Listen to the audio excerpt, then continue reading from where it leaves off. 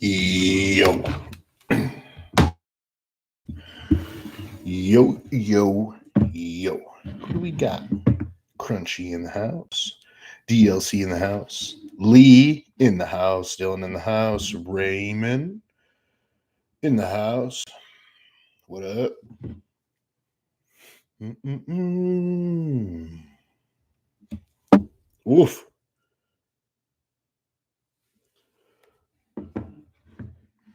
Steven, there he is. What up? What up? What up?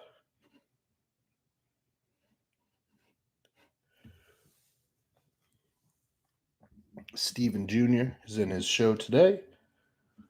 So we're dialing in him. Got some photos coming from him soon. And we're going to see what moves to make next. So that is exciting stuff.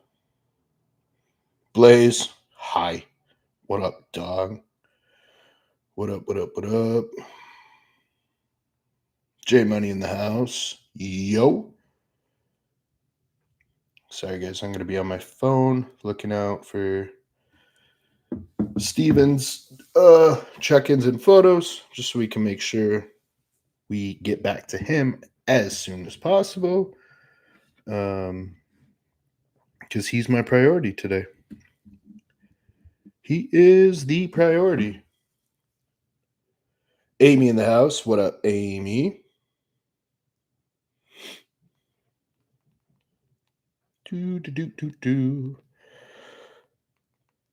Okay. What kind of topics you guys have today? Hats are for sale. DLC-designs.com. Code Tommy. T-shirts are for sale. The Omega Amino shirts are for sale. Code Tommy, of course. Tommy John Coaching T-shirts are on there. We got some other stuff coming soon. Some pre-order flannels. Some different hats than the one I have on. Lots of good stuff coming on there. So DLC-designs.com. Code Tommy for your discount. Omega Amino running a sale right now, so check your email for that. Essentially 30% off with code Tommy. So that's all the housekeeping stuff. What questions do we have? Would be really cool to hear your decision process when these photos come in. I don't have permission to show his photos. Nor do I have permission to discuss any type of supplementation he's using, anything like that. So I love the idea, Dylan, but that's all personal stuff. You know what I mean? That is all individual personal stuff, and I don't put anyone's info out there without their permission. So. But yeah, essentially what I'm assessing at this point, I kind of have a weight in mind, a look to weight ratio that I'm trying to kind of hold him at. You know, you're looking for separation in the muscle versus vascularity, and those are going to require two different things. You want to look for fullness in the muscle. You want some feedback on any bowel movements. If he's peeing, what is the pee like? Is it a strong stream? Is it a weak stream? Then I know how to add or remove fluid. So lots of factors. If I'm requiring more separation in the muscle, maybe I will look for adding in potassium via food. Sometimes I'll add in potassium via supplementation. All sorts of levers to pull. So gotta watch everything. I've been collecting data on him for days now.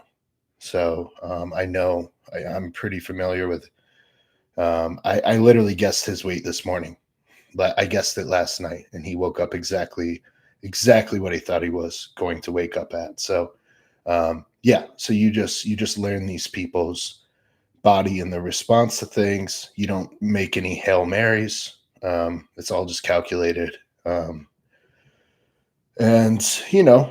you watch all variables. That's all. It's just something you learn over time, the more times you do it, just like anything else. But yeah, there's no perfect peak protocol. All my protocols are different, you know. Let's see. David did mention we do have client only t-shirts. So only people that I coach. The password is in the Chase Irons form. Chase Irons. If you are not in the form, message me or Tommy, and we might give you the password. Uh Keith in the house. What up? John, have you ran one vial of Serostim daily before? Yeah, for a short time period. For a short time period. It was only 3 days. And the reason was I was traveling, um, and I didn't want to bring it back with me, so I just finished what I brought. So yeah, but the highest I ran Serostim like consistently, um, daily was 12 IUs. Okay, Raymond says, I just thought of this question last night. What are the pros and cons of getting into bodybuilding versus into bodybuilding with versus without a powerlifting background? Oh, okay. Um, Sometimes I feel like I may have missed out by not powerlifting. Yeah, so it doesn't have to be powerlifting. Like you don't have to be competitive in powerlifting, but I do think most is a tricky word. I think a lot of good bodybuilders did start with a strength or athletic background of some kind. Of some kind.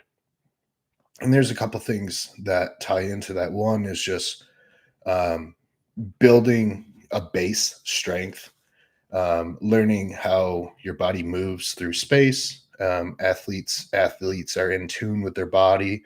Um, if you ask someone who's played sports, let's say you go to a 15-year-old and they've played sports since weight squat, chances are they're going to do one like okay. It's not going to be really awkward.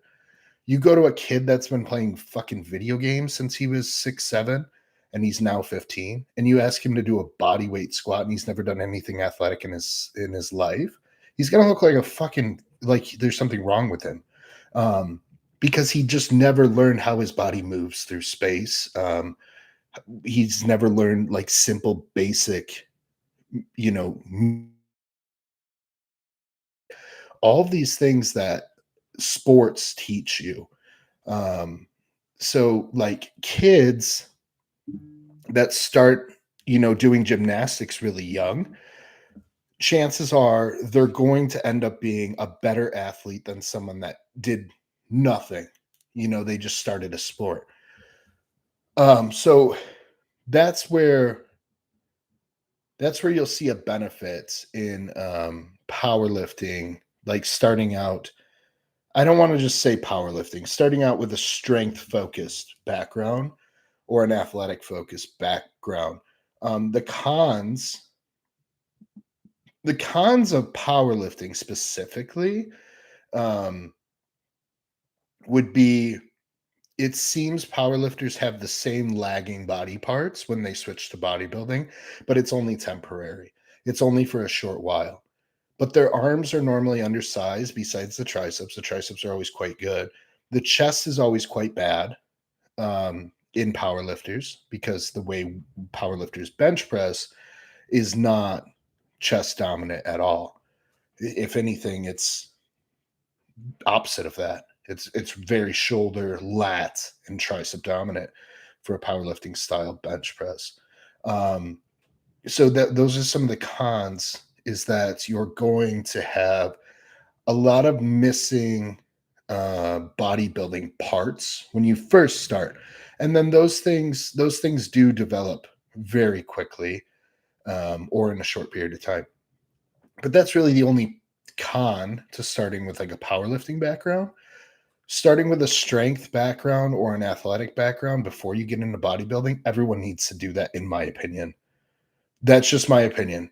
If you just go straight to bodybuilding, and all you ever do is like pump workouts, man, you have to learn. You have to learn what a heavyweight feels like.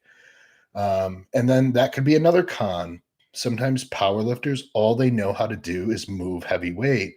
And some of them never quite learn how to back off and really focus on, a more time under tension for certain exercises. But really the blend of the two is always the best. The blend of the two is always the best. Powerlifters can learn a lot from bodybuilders, and bodybuilders can learn a lot from powerlifters and strength athletes. I don't like just saying powerlifting because powerlifting is just one sport, but training for strength is different than just powerlifting. So yeah, keep all those things in mind. Um, Dylan says, I know you asked me a lot about contractions felt. Um, what is your process when someone can barely contract in the morning? Yeah, so I mean, if contractions are weak, they likely need probably a little bit of sodium, depending. Sometimes it's just fluid.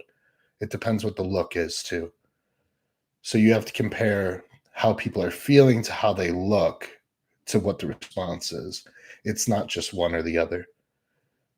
But yeah, generally, if you can't like squeeze and contract the muscle hard, we need to correct the electrolytes. Um, and sometimes you don't want to correct them too early because I don't really care if you can't squeeze them in the morning. I need you to squeeze them on stage. So, like, whatever the fuck you feel when you wake up, unless you're going on stage right then, I don't really care, but it is still good to know.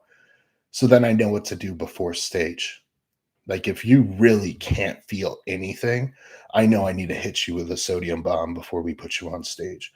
And um, that will really help uh, get that dilation. You'll see it. You put a quarter teaspoon of salt in someone's mouth, and you'll see their fucking veins just come alive.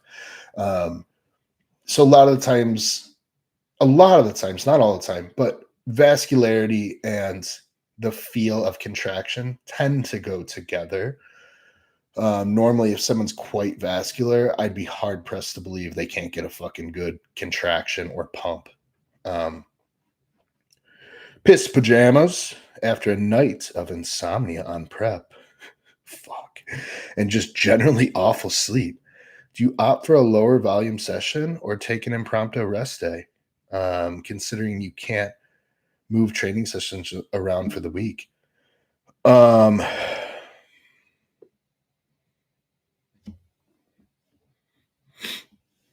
Sorry, what is this?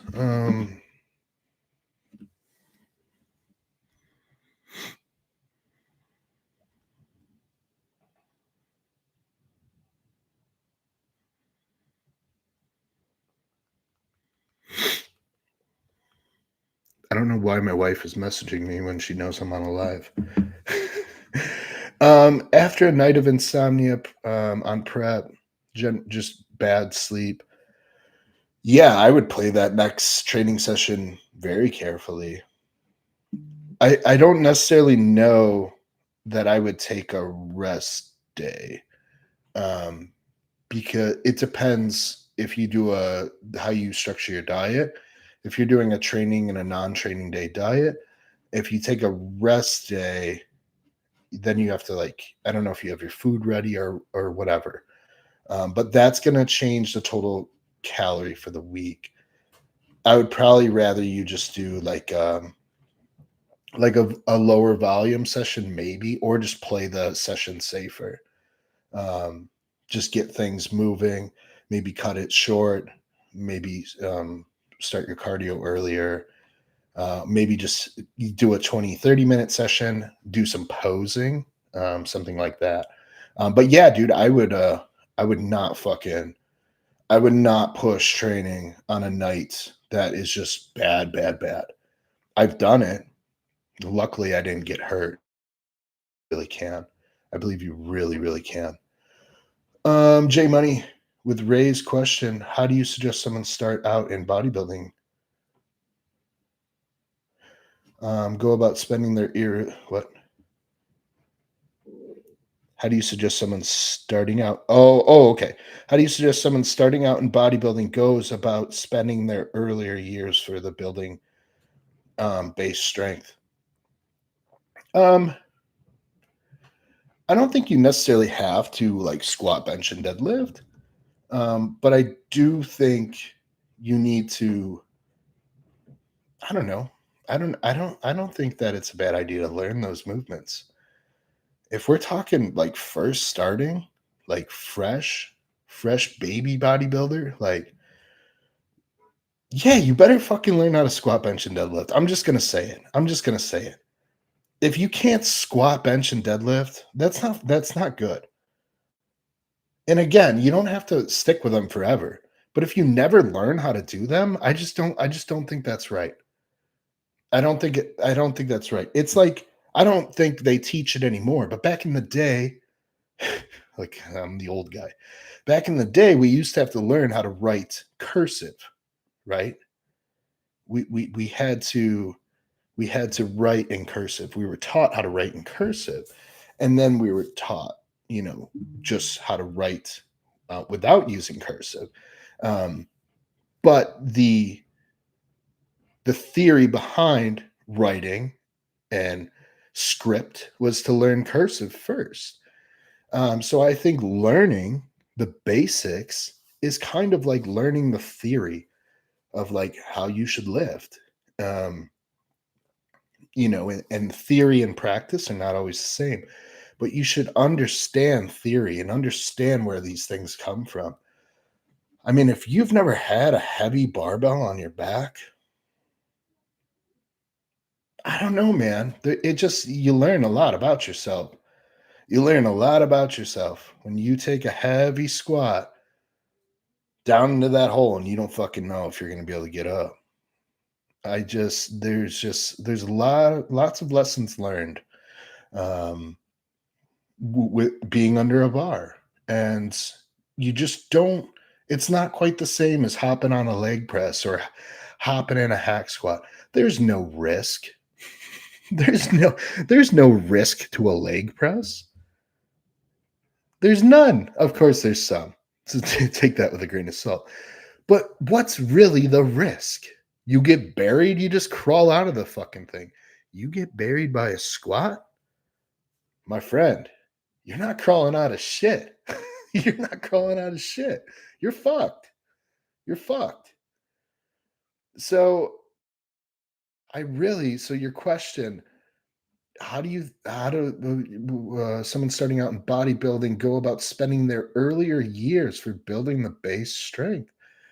Man, I think it's important.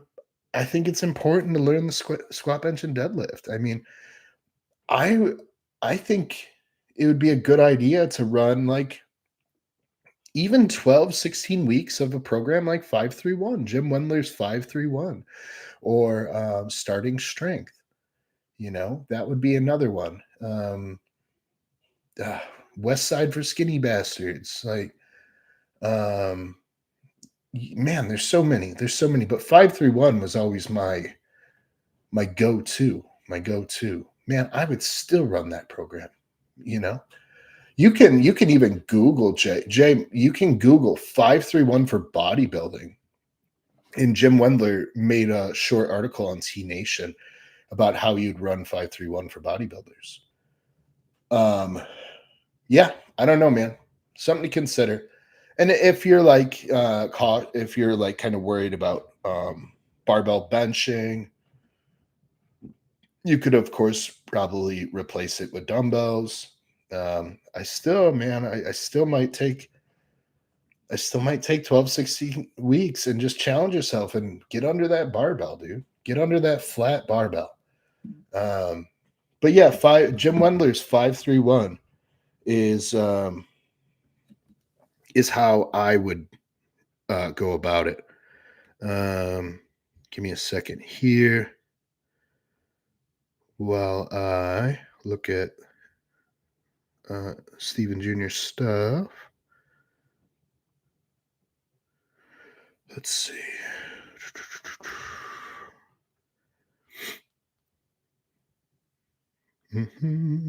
All right, let me see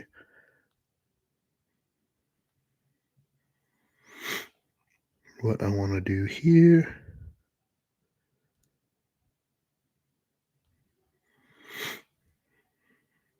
Sorry, guys, but this is it's part of the process here. This is what we have to do to make sure he's all good to go.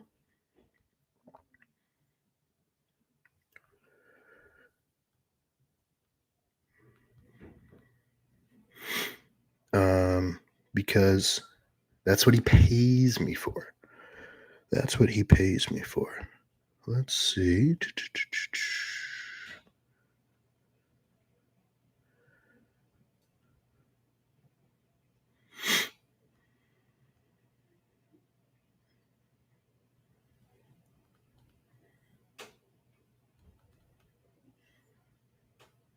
Let's see.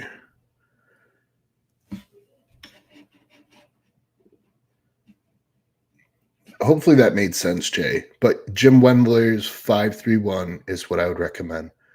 And then you can look at the program and stuff like that.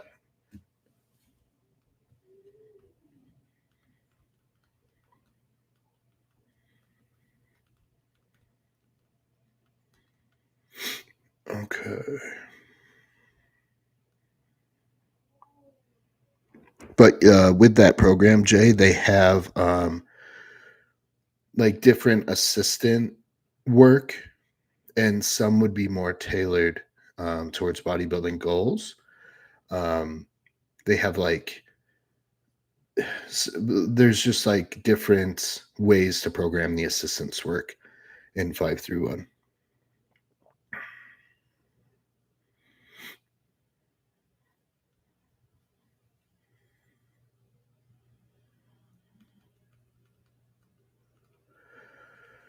Okay. Sorry, guys. I just want to make sure that I look at everything here.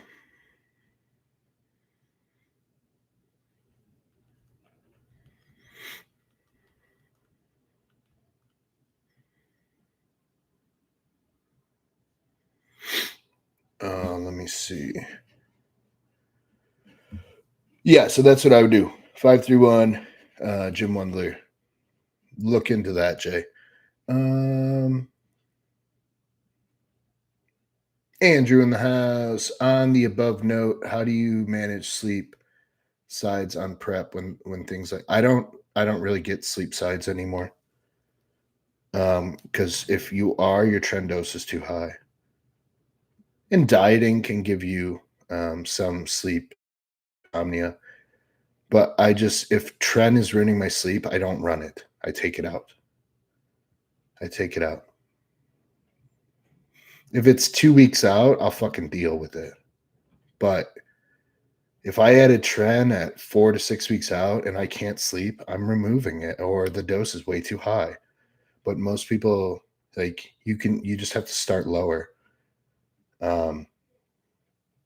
People try starting at like 50 milligrams a day, and yeah, of course they can't fucking sleep. Peyton in the house. What up, Peyton?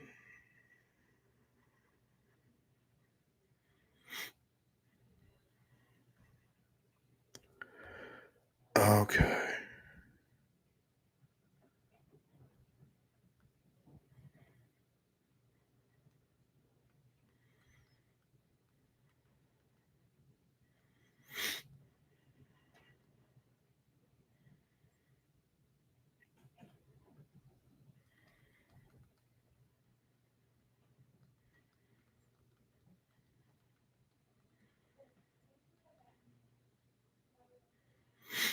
Okay, cool. That's all good. So basically what I had him do, I had him eat a meal, his first meal. Um, And then I did add a little salt for his first meal, and I just wanted to see the response. So what I had him do is send me photos and his weight an hour later. So then I can kind of see what the meal did. Um, I'm looking at the look. The look is better. It's harder. He's more dry. Um, Man, it's a really good look. It's a really good look. I'm extremely excited for him to stand next to other people. So it's gonna he's really gonna stand out for sure. A lot of people don't bring this condition at the NPC level, and he's definitely hard and dry as nails, and that's what I like to bring. So what I had him do now is trying to have him get a nap in with his feet up, and then he's going to send me photos and weight again in about an hour, and then I will write his next meal for him. We do meal per meal, meal per meal. But Andrew, managing sleep on prep, man, the last few days, you do whatever the fuck you have to do to fall asleep. I don't care if it's Benadryl. I've done other things that I won't admit to. What last 2 to 3 days doesn't matter. You better get sleep. But man, if you're 4 or 6 weeks out, um, then man, I would look at the gear you're running.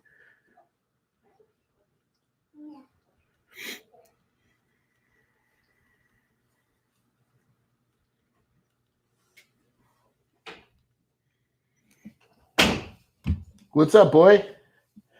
All right, what do we got? What do we got? What do we got? Raymond said, I learned how to squat, bench, and deadlift in high school. Yeah, but did you learn or did some asshole teach you? I hope they still do that these days because it's hands down my. Yeah, they do. They do a program called Bigger, Faster, Stronger. They've been doing that for decades, and it's a good program. It's kind of similar to 5-3-1, but Jim Wendler is the greatest. So 5-3-1 it is.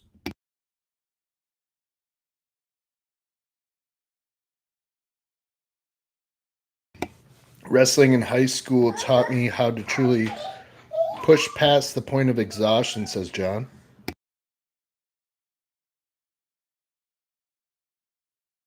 The small off squat cycle was my go-to. Jesus. In high school? I didn't think you were as old as me, John. Oh, yeah, maybe you are. Yeah, because I was going to say small off is. Yeah, you're aging yourself with that, bro. DLC, the main issue I had with sleep was I was too hot and cooling blanket helped. Then gyno started. Exactly. Exactly. If shit's going wrong, remove the fucking shit that's causing the problem. You don't need Trent. Amir's in the house. What up, Amir? Good effing morning, he says. Yeah. What are the questions? J Money. Go run 5-3-1, dude. Go run 5-3-1. Yeah.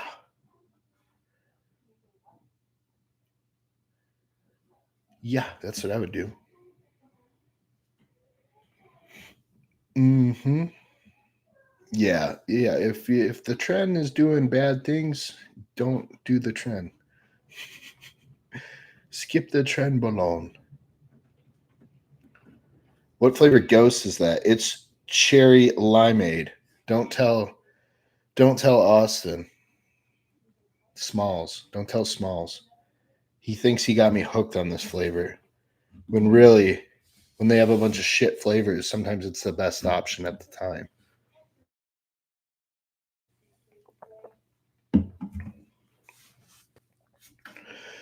Sometimes that's it. Sometimes it's just the best option at the time. Oh.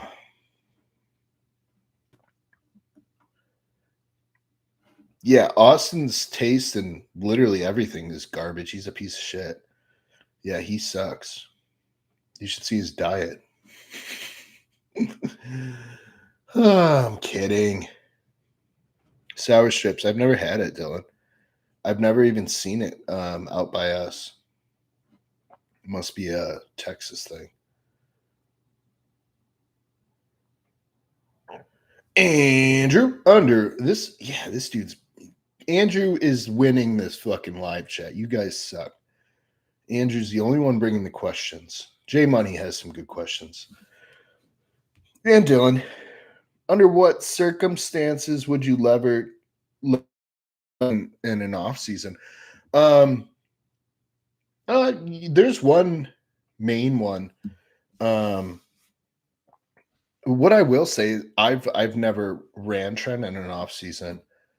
I take it back. I have for like 10, 15 days. And the reason I did um, was because one, I was out of ment and my estrogen was buried. So I did add a little bit of trend to see if I could gain a little bit of aromatization from it and try to bring that estrogen up in a hurry. So I ran it for like 10, 15 days until my ment got there. And then I switched to ment. And it was 10 milligrams a day of both drugs. So I ran the trend for 10, 15 days at 10 milligrams a day. Then once my ment got in, I ran the ment for 10 days at 10 milligrams a day. So, but sometimes for my clients in the off season, sometimes trend is a good way to start like a cleanup phase. Sometimes I'll start with a little bit of trend just to really get things moving and just see kind of what's under there, right? Because trend will really help accelerate everything. It kind of brings some motivation to people because they're like, "Oh, I'm on trend. I'm going to train harder." So it does a little psychological trick sometimes too. So sometimes in the off season, I'll throw it in if we're starting like a cleanup phase where maybe body fat got a little unfavorable, but it's rare that I ever let people get to that point or too far at least. But other than that, I mean, I know a lot of people that run it in the off season. For myself, I just don't. I personally rather run something like test no ester. I would even, like I said, maybe a little ment. It depends. It depends what I'm using it for. But personally, for me, trend. I mean, I don't. I really don't use a lot of it anymore. Not that I have used a lot of it in the past, um, but yeah, I really just leverage it for competition prep, and it's really about the last 6 weeks or so, depending on what I need at the time. Um, why did I lose so many followers or viewers when I started talking about trend? They're scared. If you're scared, go to church. Blaze, damn. Shut up, Blaze. Uh, David said they made sour strips flavor a permanent flavor. Oh, okay. J Money, he's got me on a good meal plan, but his doesn't look appetizing. It's all the same, bro. We all eat the same shit. No one's doing anything fun. Blaze, what's a ment? A Mentos. Fast Eddie, thanks again for the tips, Tommy. You're welcome. Changed up the diet and added in Gauntlet. Back to trending in the right direction. Good. Good, good, good. That's awesome, dude. Happy to hear that. Happy to hear that. That's so funny. We were up to like almost 30 people until I started talking about trend. Oh, that's funny. It's your fault, Andrew. David in the house. Any recommended sleep aids for folks who struggle with sleep despite having sleep hygiene in place? I really don't think your sleep hygiene's in place. I'm being honest. Like, I don't take any sleep aids and I sleep awesome. And I normally don't. I'm normally not a good sleeper. But since I made sleep hygiene such an important thing, um, man, my sleep's so much better. So, J Money said Tren is my sleep aid. Um, so I mean, man, it's like I would have to know what you're doing for sleep hygiene. I would have to pick it apart. I would have to really pick it apart. Um, but most people are not going to bed time every night, and most people are not waking up at the same time every day. That's the first basic one. Most people are using way too much caffeine too close to bed. Even if they say I can drink 8 monsters and fall asleep, it doesn't matter if you're falling asleep. It doesn't mean it's good quality deep sleep. Regardless if you can smoke a joint and I promise you'll fall asleep, the sleep is not going to be quality. It won't be good. It won't be good deep sleep. So whenever someone says that I can drink this and fall asleep anyways, it doesn't matter. It doesn't mean you're getting good sleep. Of course you can fall asleep. Um, the temperature of the room sometimes matters. Some people are more sensitive to it than others. Um, what you eat before you go to bed and how long away from bed that you eat that. Um, that is a factor. Um, how fat you are. Most people need a CPAP. That those two aren't correlated. Well, they are correlated, but I didn't mean to put those grouped together. But if you're fat as fuck, you're not going to sleep good, probably. If you're in an extreme dieting phase, you're not going to sleep good, probably. Um, but if you are looking for actual sleep aids and you promise on your life that your sleep hygiene is fucking perfect, man, like magnesium is going to be probably the best one, and I would look for a magnesium threonate. You can really do a blend of magnesium. So if you could look for something like MagTech, or Full Magnesium by Leviathan, code Tommy, hey. The full spectrum magnesium by Leviathan is a good one. Um, they have a sleep aid too. Like melatonin is going to be, a pretty common basic one. I just wouldn't start throwing a bunch of shit at it because, like, a lot of these things can actually fuck up your stomach. So, like, yeah, you'll sleep good, but you'll have the shits. So it's like, it's like choose your fucking evil. Um, Glycine would be a huge one too. Um, and that's one that some people are sensitive to with the stomach. So at minimum, a full spectrum magnesium. I use either Leviathan or I use MagTech. Sometimes I use both. Um, and then I typically will do a glycine, like 3 grams. Um, I would maybe start at 2 just to be safe, and then you could work all the way up to even like 6 before bed. But I would start real basic with those things and just see how you do with those. But you don't want to throw a ton of shit at once, because you want to learn what's doing what. You know.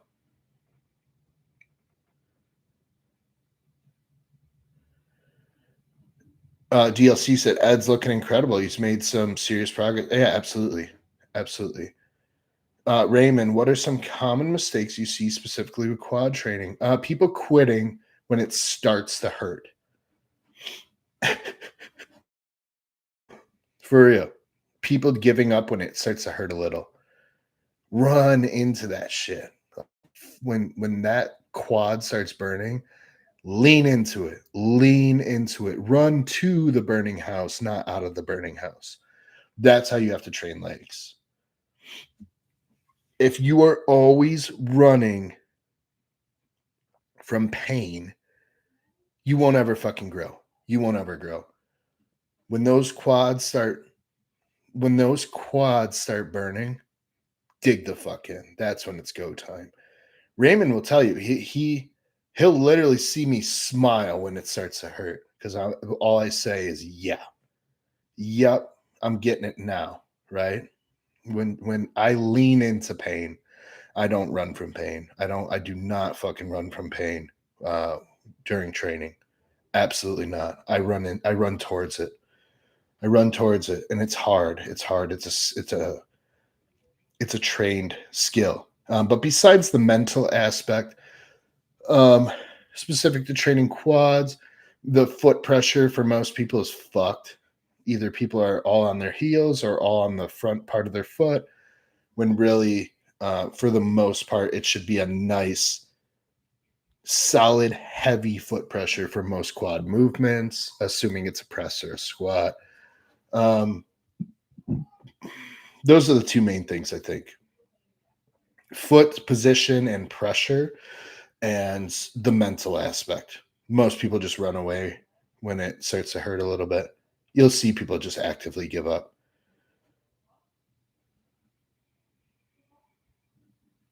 Dylan said, chill, don't attack my ganja. Marty in the house. What up, Marty? Mark Warren in the house. What's up, Mark? Joshua Salt. 3 grams of glycine plus 5 milligram THC gummy is my sweet dream stack. Yeah, I think 5 milligrams is probably the limit for most people before it starts to impair deep quality sleep. I mean, when people are really smashing THC, it's gonna fuck up you're not gonna get good deep quality sleep. No, bro, I need it. I sleep so good. No, you don't. No, you don't. No, you don't. You sleep like shit. You're just a fucking drug addict. You're just a pothead. Um, Andrew says, from an off-season pharmacology perspective, what are the most common mistakes you tend to see? Oh, I like this. Off-season pharmacology perspective. In the off-season, a lot of times people are just running too much. That's really it's in all seasons. And I'm not like a low dose guy. I'm not like, oh yeah, I'm not like that. But like for real, some people are just running way more than they specifically need. Um, Sleep, food, training are going to be the drivers of an off season. I do think prep requires more gear. Um, I think the off season requires the right amount of gear. Um, the worst thing you can do for your body is high gear, high food,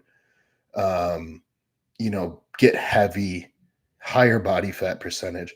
The off season is likely just as bad for us as the last 8 weeks of prep, depending on how responsible you are. But yeah, when food gets really high, drugs get high, body weight gets high. Yeah, that's a recipe for really bad blood work and really bad health. But it's also a recipe to get fucking big. So party on. Common mistakes. People getting their estrogen like way too fucking low in the off season is probably a bad call. Probably a bad call.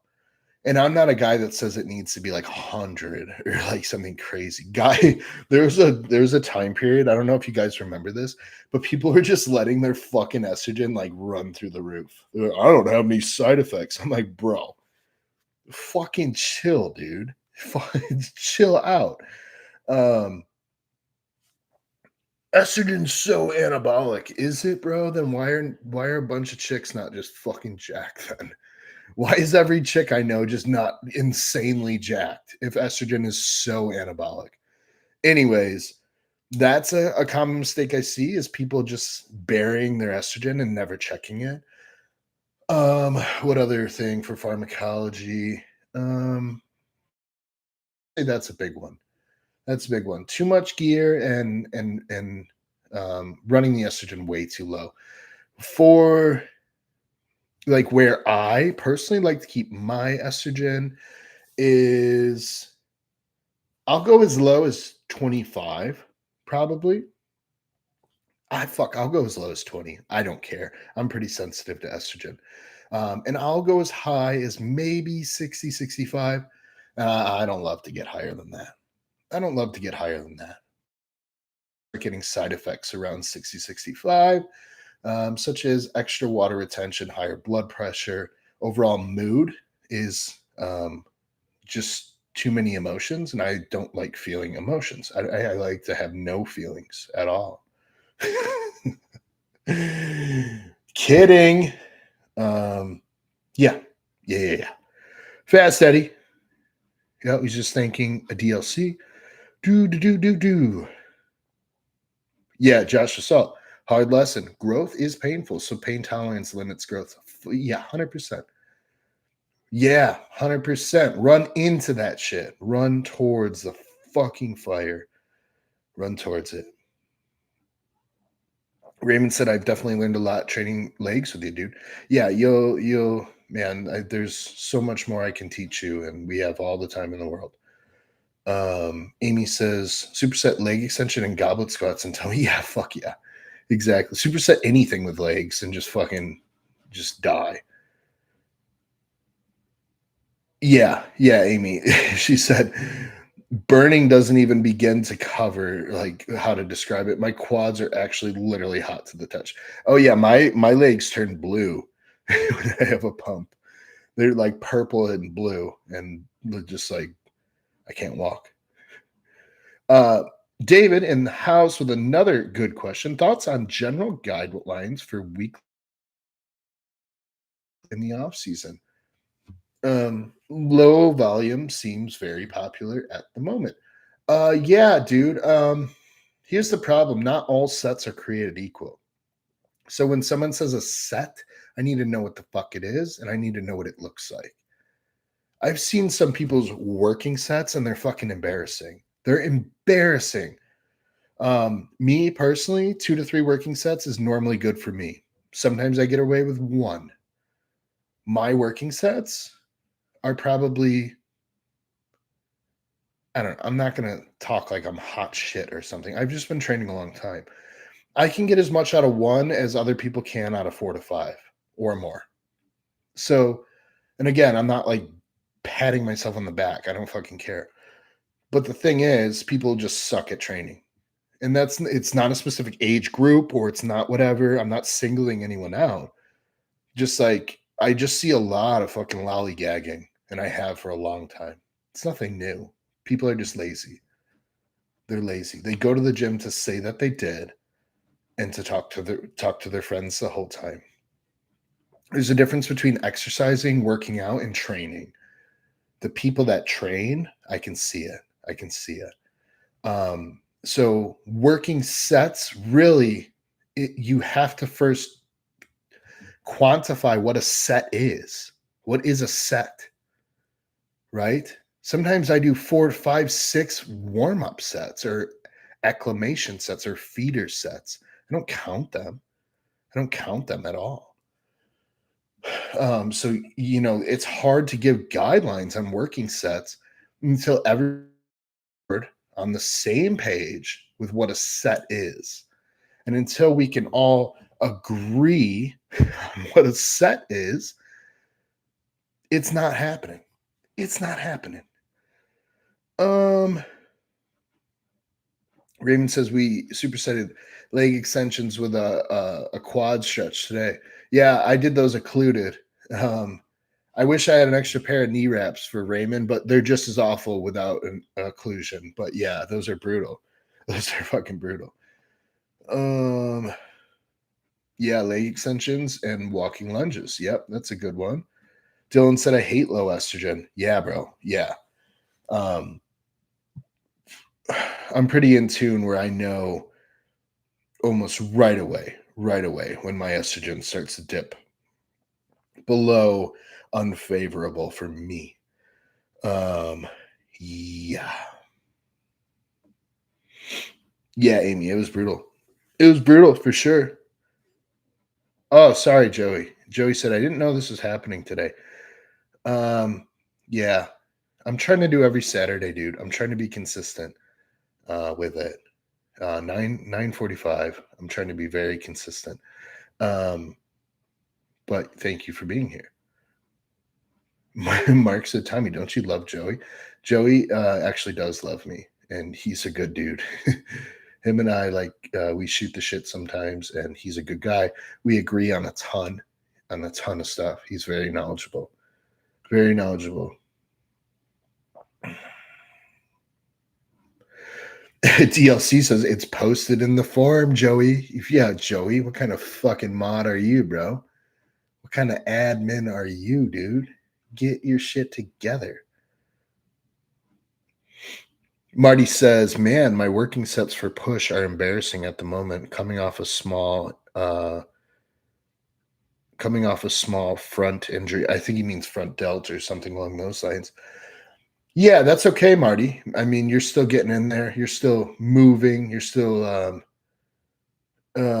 you're still getting work done. But yeah, dude, you don't push through injuries. You work around them strategically, and you're still getting work done. So it's important that you still make it there. Yeah, front delt. He said, typing on phone is hard. Yeah, dude. I know. I know. Trust me. Joe, I'm an asshole. Well, yeah, but I like you. I looked at like 9 and you hadn't posted. I think I posted it late, Joey. I think I posted at like 9:20. I was trying to cure myself of hypoglycemia coma from training legs. So that is why I was late to post it. So my apologies. Please, I want 3 questions by the time I get back. I'm going to take a pee. And please hit the like button.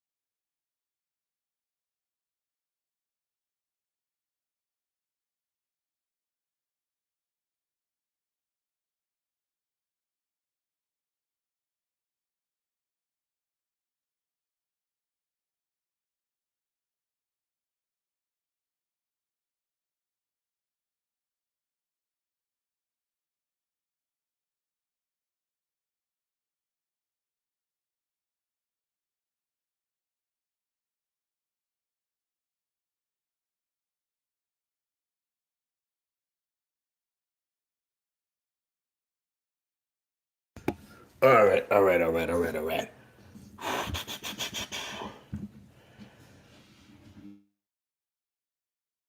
Oh, I love those. Taking too much Humalog is super fun. Yeah, it's Saturdays, like my timing is a little off because I check in the morning. So the day gets moved around a little bit. Um,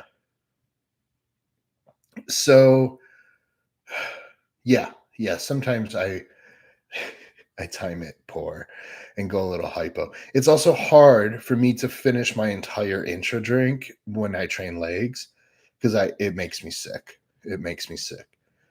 So I do try to front load a little bit more of that intra drink um, before I even get into the gym. But yeah, still didn't still went a little hypo. Not too bad. But training legs will do that. Training legs will do that. David says 22 people, 7 likes. You guys suck. Yeah, you lazy fucks. Trying to talk about why you can't grow your legs. You can't even hit the thumbs up button on a video. Unbelievable. Amir in the house. My buddy, my partner at work. Why is the sauna important with training? I just think the sauna is really good um, for honestly health reasons. It's good for the heart. It's good for detoxing. I like to do the sauna after I train. Good for the vascular system. It will help. It'll help expand blood vessels and things like that. So obviously that's good for your heart and blood pressure. So yeah, there's just a lot of health benefits to the sauna. And then mentally, I think the sauna is really nice. I think it can help shift you to that parasympathetic state, which is your rest and digest state. So cortisol will lower and really keep you nice and calm. And then you will recover better because a lot of people are stuck into sympathetic drive all the time, and it's really, really harsh on the body to be stuck in that sympathetic drive. John says, how many pieces of sushi for a high day? For myself, anywhere from 40 to 50 for myself. For clients, that's normally, depending on their size, that's normally what I recommend as well. And no like fried bullshit or mayo and all that crazy shit. As much as it's really good, it's not great for a high day. Sometimes I even try to limit the amount of avo that's in my sushi rolls on high days, but it's all context dependent. It doesn't really matter.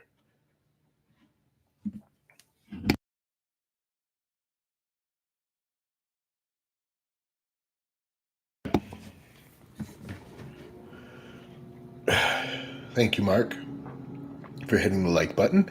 Jay Money, why won't Austin give me a cheat meal? You didn't earn it. Cheat meals are earned, they're not given. So, yeah, Jay, that's on you, bro. Fucking take a look in the mirror, young man. Earn that shit. Amir just made the 10th like. Thank you, Amir. You're the man.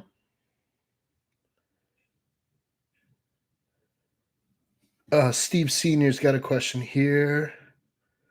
In your opinion, why do bodybuilders of today have distended guts opposed to those of the 2000s? Yeah, Steve, there's a lot of reasons for this. One of the big ones is just pushing food. Just pushing food, you know. Um, the 2000s, starting around like 2003, 2005, pushing high amounts of food was very popular. Force feeding, force feeding. Um, and Ronnie made this popular. Jay made this popular. They could get away with it a little bit better, but um, so lots of heavy loads of food all day long. I mean, bodybuilders, 6, 7, 8 meals a day, sometimes waking themselves up in the middle of the night to get a meal in. The gut never gets a break. So the main reason for distension is from just copious amounts of food and extreme surpluses. Guys, guys getting a huge increase of weight in the off season. So like way above their uh, uh, anticipated stage weight. Some guys 50, 60, 70 pounds over stage weight. I've heard of even more than that. And then growth hormone is, of course, a factor as well. So high amounts of growth hormone can contribute to gut distension.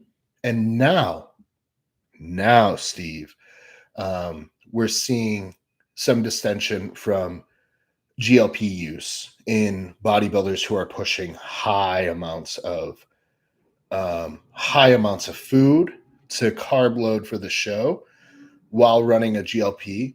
The GLPs are fine; they're great. You just need a time when you're going to pull them leading into the show. In big open bodybuilders who are eating tons and tons of food, we're talking about guys that are 240 on stage. They need to pull those GLPs earlier than they are because gastric slowing is just too slow to fill out a frame that large, and they're getting on stage quite distended. But main thing that causes gut distension is food. Absolutely, it's food. Even training will have an effect on the gut, just from internal pressure. Squatting heavy, leg pressing heavy, training heavy. That's going to grow the gut a little bit too. Remember, the midsection is muscles too, and everything's going to grow as a bodybuilder. Everything will grow. Andreas, what are the best what are the best bodybuilding educators to follow in regards to training, nutrition, pharmacology? Me. I'm not an educator, bro. I'm an entertainer at best. Fucking best. Oh man, Andreas, I would hate to like miss anyone. If I started listing, I'm afraid I'm gonna miss someone. Fuck, dude. You can follow Chase Irons on Rumble. He's no longer on YouTube because YouTube did not see him as a fit for their platform anymore. Unfortunately, he was my favorite YouTuber by far, and he's probably why I'm even doing this right now, to be honest. So you can follow Chase over on Rumble. You can find him there, Chase Irons. I like the stuff that Steve puts out. I don't follow a ton of it just because it's above my knowledge. He's just too smart for me. Kurt Havens puts out good stuff here and there with his friends. He doesn't really have his own stuff anymore. He just does like collaborations with other people. Scott McNally is a good one. Any of Scott McNally's shows are good. Big Paul, I like Paul's stuff. Him and I agree on most things. Who else? I don't watch a ton of bodybuilding stuff anymore. I'm just exhausted from it. AJ Sims sometimes puts out stuff. He said he's going to start producing more content. My friend Skip Hill puts out great. Have a show. My friend Kevin Turner is not a known like big name, such as like Big Paul, if you want to compare him to someone, but he puts out good stuff. Joseph Percher is another guy that doesn't have as many followers as like Steve, but I really like Joseph Percher's stuff. Andrew Barry and Chris Tuttle and Kyle Wilkes, they have the Unracked podcast. That's very good. Shit, dude. Like honestly, I would hate to miss anyone, because there's so many good guys and girls out there. I'd really fucking hate to miss anyone, and I know I am, and that kills me. But hopefully, that gives you some direction of people to start looking at, and then a lot of the people that they collaborate with and things like that will always kind of follow full circle.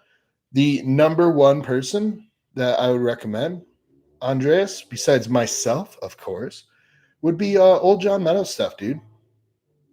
Old John Meadows stuff. The OG, bro. Old John Meadows stuff. I'll watch all of his shit, dude. Go watch all of John's old shit, you know? That'd be great. There's not going to be a lot of pharmacology stuff in there. Some of the guys that I just mentioned will be more on board with talking about gear and things like that. John never really spoke about it on his public channel. He did in some of his paywall things. But yeah, I hope that helps.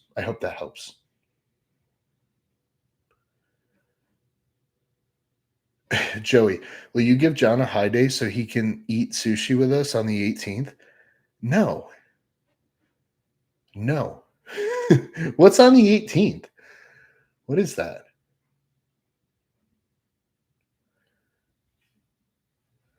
DLC says, so a buddy at the gym has a borderline high A1C before his first cycle. It was even high when eating clean. I trust he actually does eat clean, is what he says in parentheses. First cycle, it went up by 1 point. On cruise with coach, it's up. Did I miss something?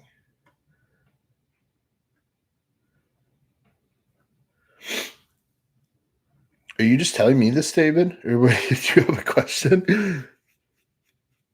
Or are you answering to someone? I mean, that's not good, what you're saying.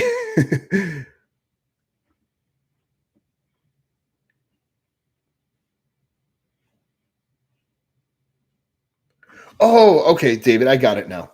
I got it.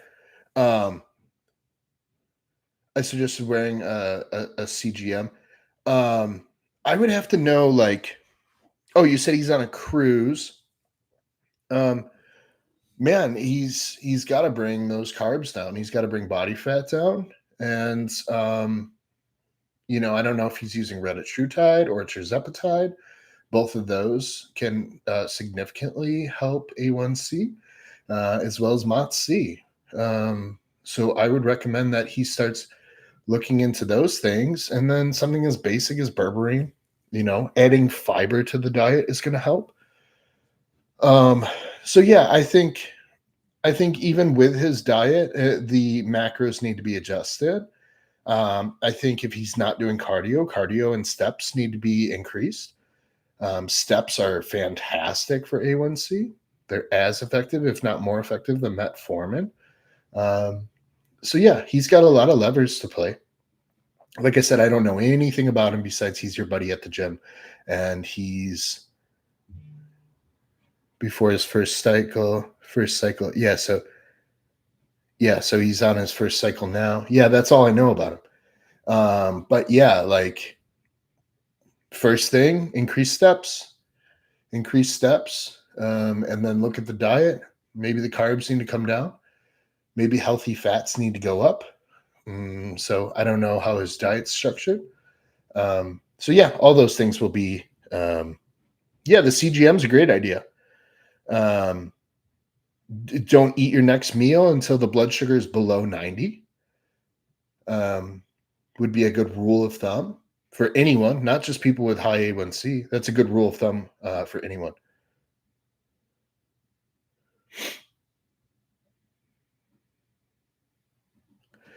Ken Hudziak in the house. Tommy John is the only knowledge we need, baby. I don't know about that, Ken, but thank you. Dylan says Jay Perch is good. Realistic meathead. Yeah, Jay Perch he's awesome. I've talked to him a little bit privately, and we kind of grew up in the same era of bodybuilders and stuff. So him and I agree on a lot of stuff. So he's always a good one. The Iron Obsession. I'm not familiar with that one, Josh. I'm not familiar with that one. I'll have to look that up. Maybe I am, and I just don't know it by that name. Is that Chris Santamaria? I like that guy, Chris Santamaria. I think that's his name, right? Fuck. Sorry if I'm fucking that up. Ken says, "Go watch Rich Piana." Yeah, boy. Yeah. The OG CT Fletcher. Oh God. Oh, that's cool, David. He's in HVAC. Was doing stairs for cardio. Very active. I don't know. I was in HVAC. I wasn't very active. I'm just kidding. Not sure about the diet exactly, but we'll bring all this up. Yeah, the CGM's a good idea, like you suggested, but MOTS-C, any of the GLPs, steps. In HVAC, you're not always getting steps, even if you're active, unless you're walking through big backyards or if he does commercial, if he's an installer, a technician. I don't know what type of HVAC he does. He's corporate HVAC. He was doing rooftop units on the corporate buildings. Yeah, so he's a commercial, industrial commercial HVAC guy. So yeah, he's climbing roofs and ladders. So yeah, he probably gets a few steps in a day for sure. Um, it's important to make sure that those steps are happening after meals too. I never had an issue with that with heating and air. So yeah, he's got to start looking at the diet, and You only said you didn't say how high his A1C is, but even if it's elevated, yeah, I mean, if he's over 6, because you just said it went up by another point. So if he's over 6, that's getting high. But yeah, MOTS-c, any of the GLPs, you know, simple, basic things like berberine. Those are going to help. Any GDA is really going to help. Uh, yeah, yeah. Just have them check that stuff out. Just add one thing at a time. No need to fucking throw the kitchen sink at it. 5.7, bro. That's not fucking bad. That's off season shit. That's off season shit. I'd like to see it better. I'd like to see it better, but that's just off season shit, bro. Yeah, Jardiance could help as well for sure. Oh, he's not off season. Then it will improve because he hasn't not been off season for 90 days because A1C is 90 days. So it's reading still 3 months back. So what was he doing 3 months back? Would GM would be fine, or just the old fashioned way, pricking your finger 90 minutes to 2 hours after a meal, seeing what the number is. If it's still over 90, I would not eat my next meal, or I would be using a little bit of insulin to bring it down. Or I'll go for a walk so it comes down naturally before I eat that next meal. So yeah, staying under 90 before you eat is probably a good call.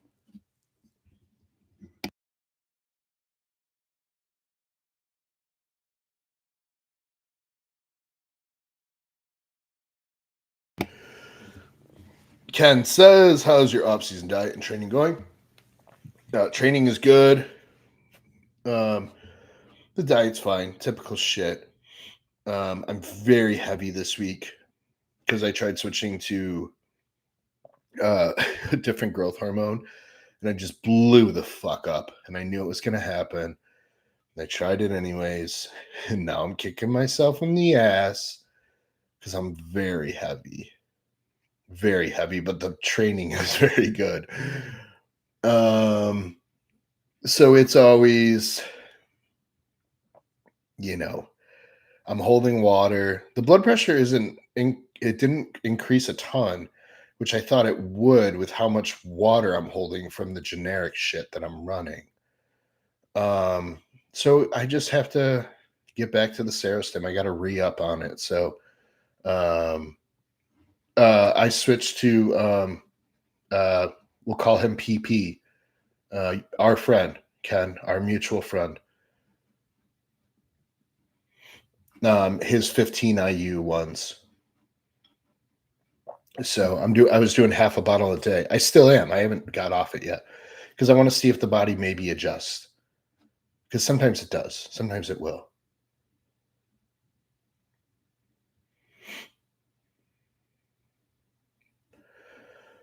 Raymond said, I like Jardiance. Yeah. Yeah, I think it's a good one. Love it with high dose GH, Ken says. Okay. Yeah, that makes sense.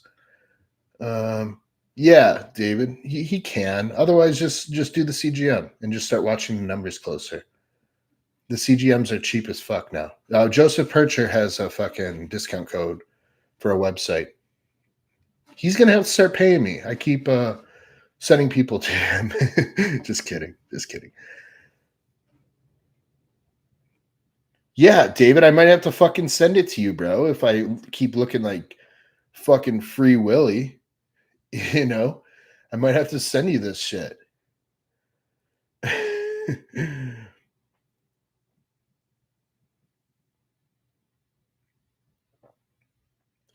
Are you combining that still with the other peptide? I pulled that now for Ken because I pulled the Increlex for now, only because I'm running a cruise right now. So I'm just running a low dose of test, adequate GH, which for me is half a bottle of that. I'm running 7.5 a day. And then I'm running a little bit of Humalog pre and post. The Humalog replaced the Increlex. So I'm not using the Increlex right now. But I might cycle it back in just to see what it does on TRT. Then I can really isolate it to see what it does on its own. Um, so that might be a fun experiment. Um, so I might try that in a few weeks here. So I don't know. I'm gonna decide if I want to finish out. I have a bunch of that PPGH, so I don't know. I don't know. I don't want it to go to waste, but I also don't want to go into congestive heart failure when I'm holding fucking a ton of water. So we'll see. We'll see. But yeah, training is great as a result of being heavy and everything else. Mm-mm-mm. All right, who's got questions? Oh, Ken says, "How's Ray as a lifting partner?" He's great, dude. We have a lot of fun. We have a lot of fun.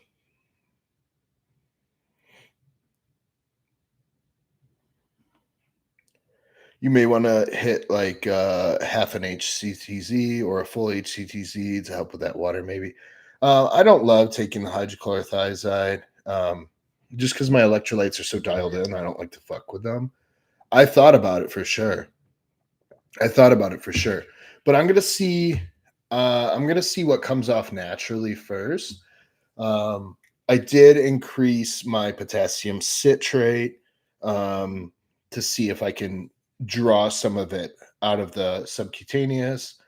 Um, I did increase potassium, and I'm going to continue to increase potassium a bit to see if I can get like a diuretic effect, like a hydrochlorothiazide effect. Um, but don't get me wrong, I considered it, Ken. It's just too early. I've only been on it for this week. I started it Sunday night or Monday, something like that. One of those days. So I've only been on it 6 days now. Um, so the body, the aldosterone system might adjust, and it might help um, get rid of some of that water. So we'll see. We'll see. I never like to jump the gun too soon.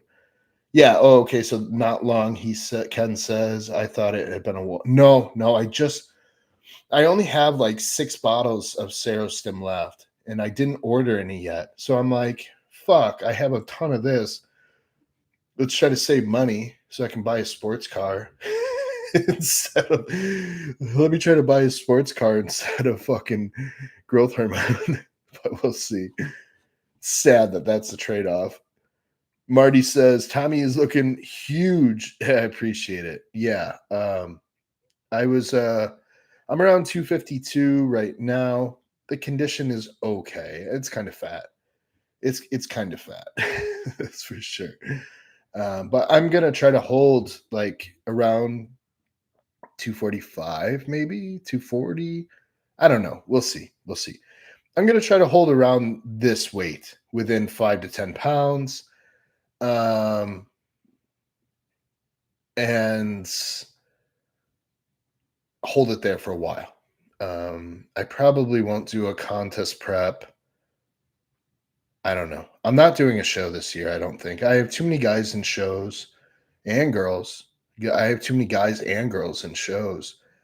It's hard to find time for myself. And I my clients always come first. I will never put my bodybuilding in front of theirs. Um, so that's kind of the plan right now.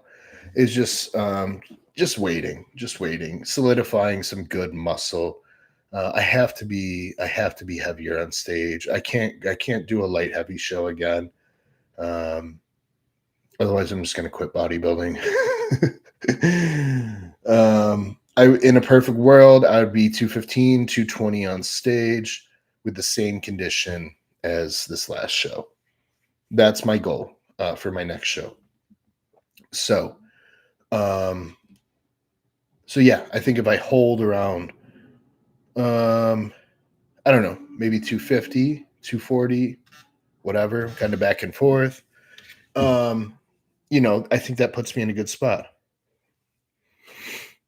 Okay.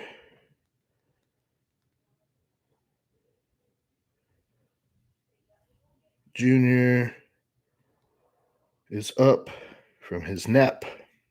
So I got to review these real quick. Um, do, do, do, do, do, do, do.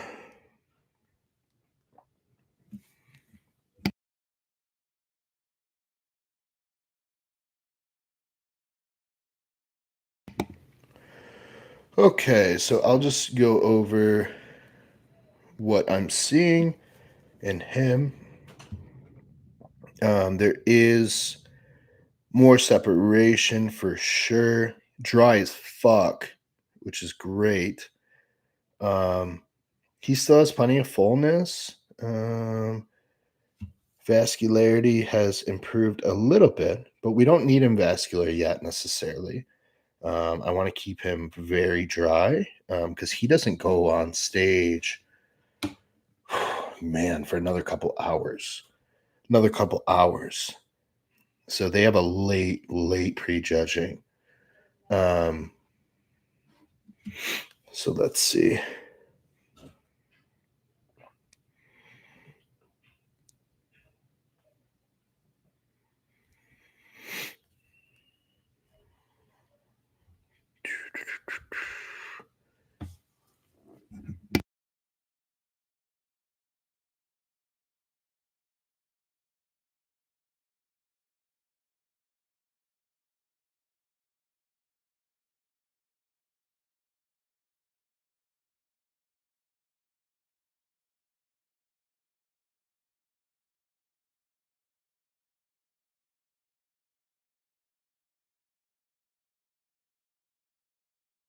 Sorry, guys. I just want to get this for him. Let me see what I want to do.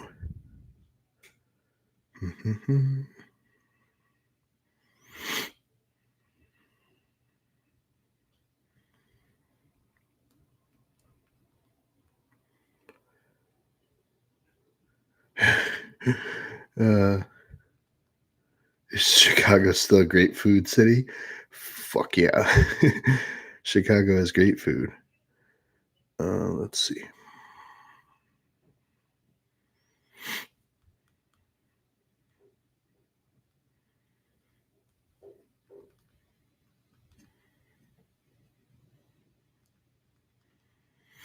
Okay. I'm just looking at what we did yesterday. That's another thing I do is I track literally everything I gave him yesterday, so then I can compare it to today.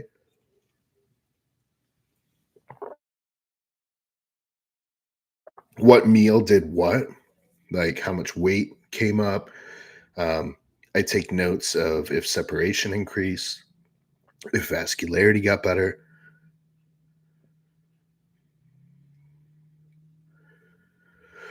Okay.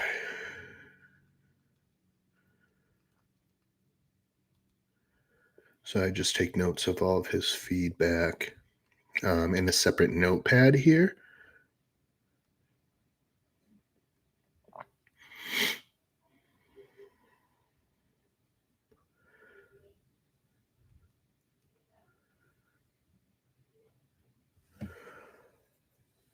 And then I can put everything together.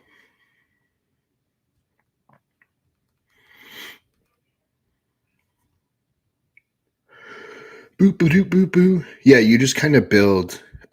You build someone's like personal diary, like in your notes when you're trying to prep them. And like him and I have been going back and forth for days now. And I've just been collecting data, collecting data, collecting data. Then, when it comes to today, it's quite easy for me. I can just go through, look at my notes. Okay, this meal did this meal did this. Um, Look at his images.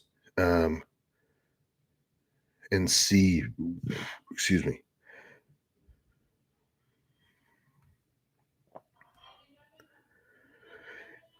and see what I want to accomplish.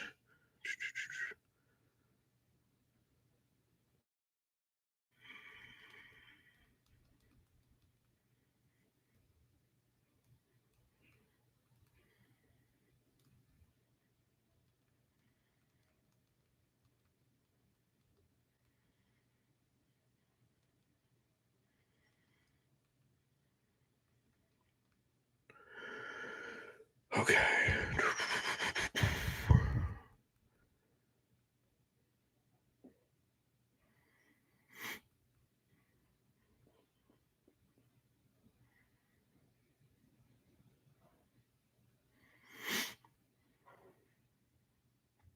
Mhm. All right, sorry guys. I just want to make sure that I don't miss anything.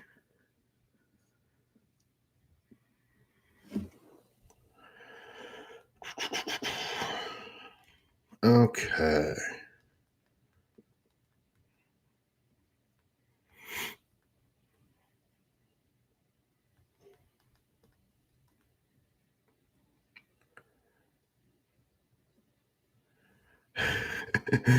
Uh, I'll get right to those guys. Sorry. I just want to make sure Steven is set for his next meal.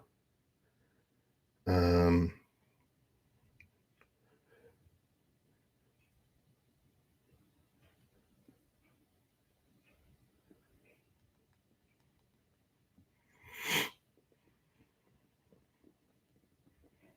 okay, sorry.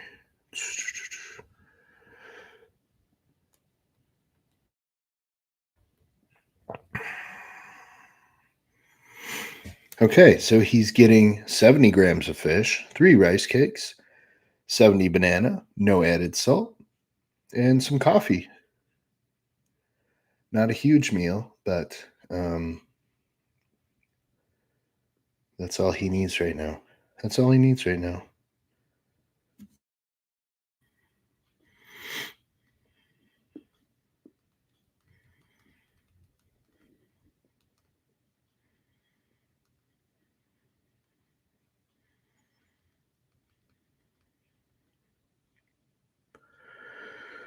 All right, sorry guys. I just want to make sure he's all good. Picks and wait in about 90 minutes.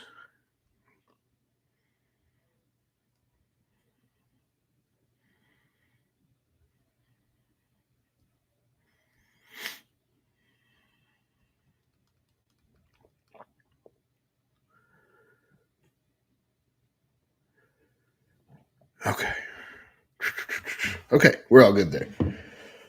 Dylan said, I must say, a Z06 payment is a lot better than spending it on Pharma GH.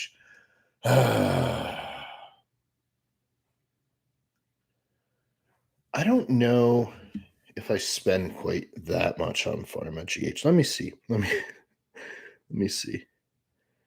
Um okay, yeah, probably. Fuck. Yeah, I don't know that I would do a Z06. Oh, I can't afford a new Z06. That no, there's no fucking way.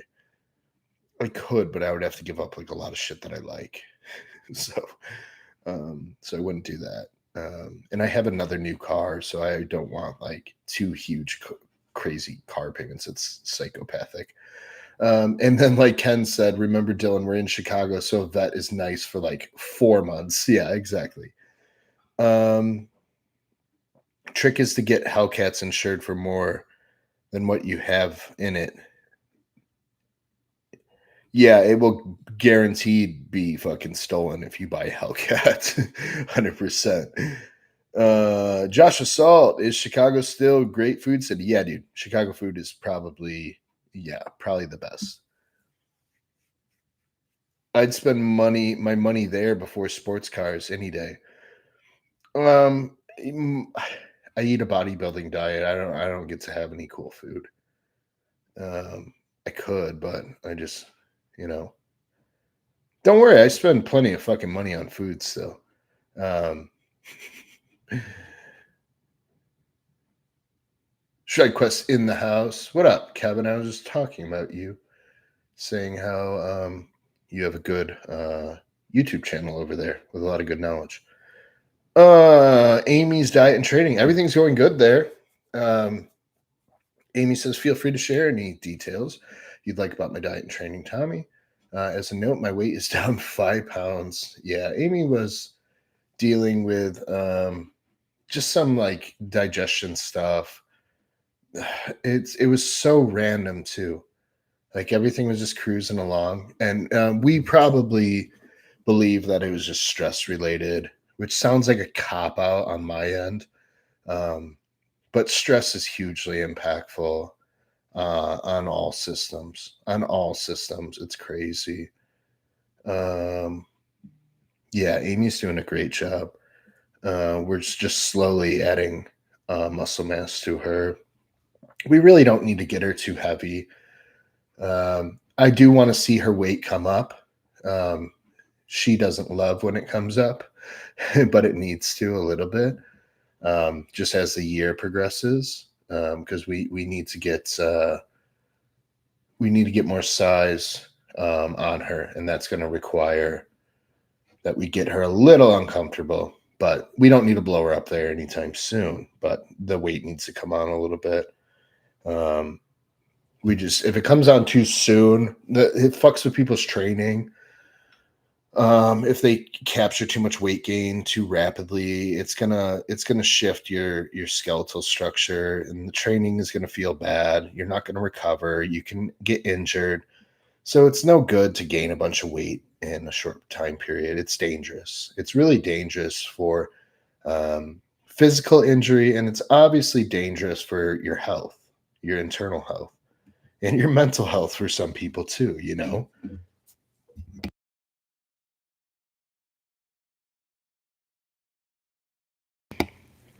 Smalls in the house. Just talking about what an idiot you are. Just a little bit ago. I'm drinking your stupid fucking ghost flavor that you like. Tastes like shit. Dan in the house. What up, dude? Do you ever use kombucha for digestion? Love that shit. It's fucking awesome, dude. Yeah. I count it as carbs. For guys that follow a macro plan, I would count it as carbs sometimes. But if it's always in, like every night, then it doesn't fucking matter. But yeah, if you want to add it, you can.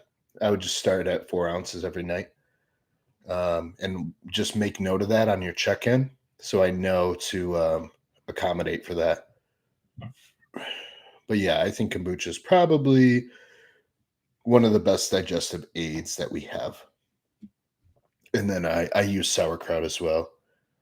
I think sauerkraut's great. Kimchi is probably just as good. I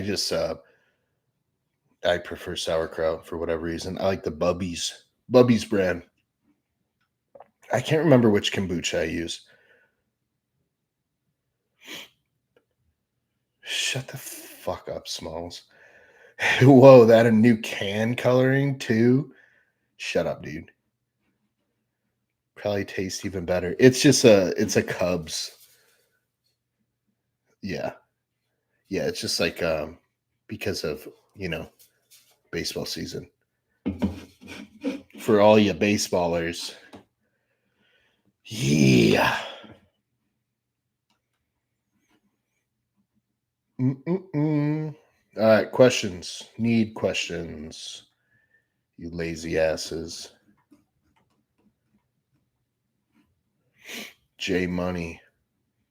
Austin in the house.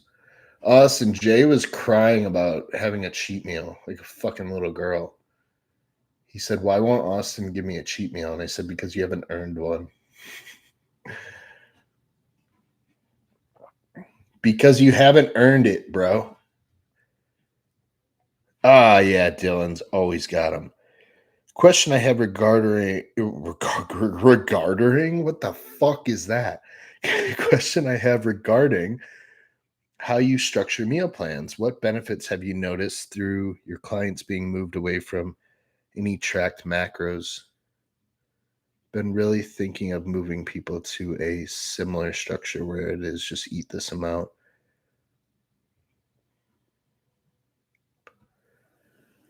Um,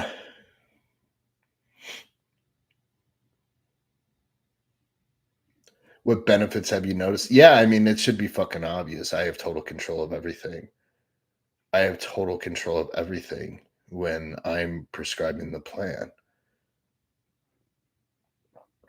so I can, there's no, there's like variants, a lot of plans I'll see, hey, you can use chicken, fish, shrimp, or 99 turkey. Sometimes I'll be like this or that. This you can swap for that. Veggies, sometimes I'll just put veggies, and just people can choose whatever fucking veggies they want. Sometimes I'll just put fruit, or sometimes I'll use a specific fruit for a specific thing. So the benefits are like, dude, you have total fucking control. And macros get muddy because what are we counting? When are we counting it? And you can try to be as clear as possible, but people are still going to fuck it up. Um, I mean, people can fuck up my plans too, and they do, and they have.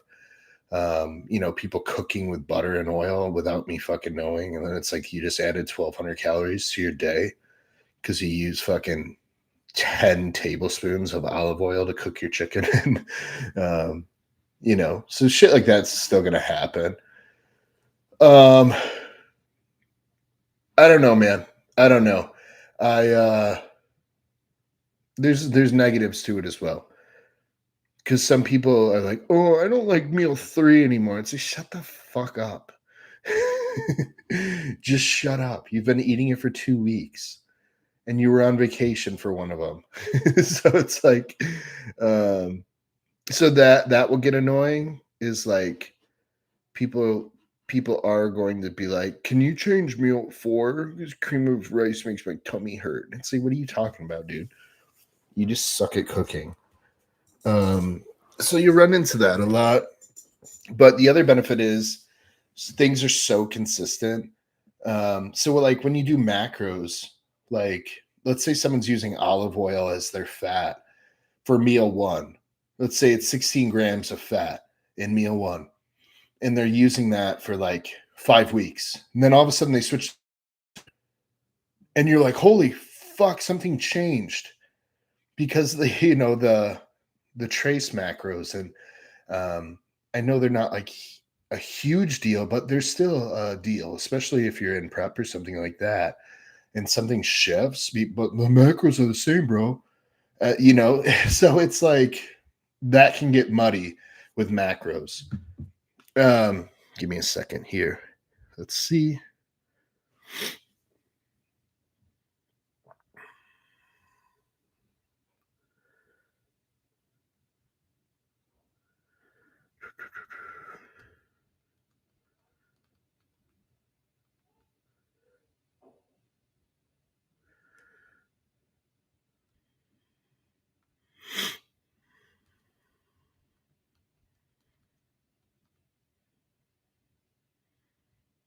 Okay, sorry. I just wanted to add one more thing for him. Yeah, so that's one problem with writing specific plans is people are like, "Oh, I don't want to eat that anymore." It's like, bro, you've eaten what you've wanted for a long time. That's why you look the way you do. That's why you're fucking 50 pounds overweight. That's why you don't get to make decisions anymore. Love ya, but stop it. You make bad decisions. That's why I make for you. So you don't have to anymore because you're not good at it. I love you, but you are a terrible decision maker. That's why you are unhappy with the way you look. Now, whatever the fuck you have to eat to look better is just what's going to happen. And until that's important to you, don't know what to tell you. I can't want it more for you than you want it for yourself. So there's that. There's that. Um, Yeah, okay. Yeah. Here's the big thing, guys. I ask people like, are you guys opposed to what do you like? Do you like prescribed foods or do you like macros more? 95% of the response was I prefer prescribed foods. So that's when I switched to it. That's when I switched to it. AJ is a huge component or a huge I don't know the word. He's a big fan of prescribing foods, specific foods. Everyone's on the same page. There's no wishy-washy bullshit. It's all this is what it is, you know. Um, so I think that's kind of why I made the switch. But yeah, people skip out on the micro, says Jay. Yeah, for sure. Especially if they're newer to the world. John said, sometimes for meal six, he'll just put sushi. That's a true story. That's a true story. Um, I noticed myself enjoying the variance in fruit. Yeah, sometimes I'll just write add fruit, add 100 grams of fruit, whatever fucking fruit you want, or just add veggies, whatever the veggies are, just no corn or no potatoes. Sometimes I have to make that specific. Marty says I was helping out my friend with a diet. Bro was adding a stick of butter to his rice. Oops. Whoops. It tastes good though, bro. Like, yeah, I bet it does, dude. I bet it. Yeah, proponent's the word. Thanks, Dan. Um, love meal plans with mild flexibility. Yeah, I think a little bit of mild flexibility is important for sure. Um, I don't give mild flexibility right away, just because I want to make sure someone can adhere. I want to make sure they can adhere. You know what I mean? And then I'll loosen the reins a little bit and like, okay, this person can lock in. Let's give them some options. In prep, it's pretty rare that I give like too many options, just because like if they start changing them day to day, it's just there's too many variables. I should elaborate a little more. I do use a meal plan base. No, I'm not giving people macros on their meal. If I write prescribed meals, you're getting prescribed meals. I do not give them macros, calories, nothing, because that's automatically giving them permission. Even if you write the fucking menu, you're giving them permission without even knowing to fucking swap the meal that you wrote. I'm just being honest. People will find the loopholes, bro. Don't give them reasons to have a loophole. Do not give people loopholes, dude.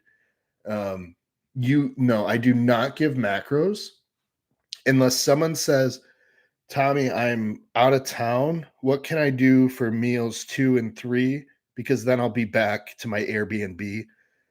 So then I'll give them macros. Hey, choose some foods that are easy, or I'll do it for them. Here, hit this because you can travel with this. You can keep it in your pocket, your bag, your purse, whatever.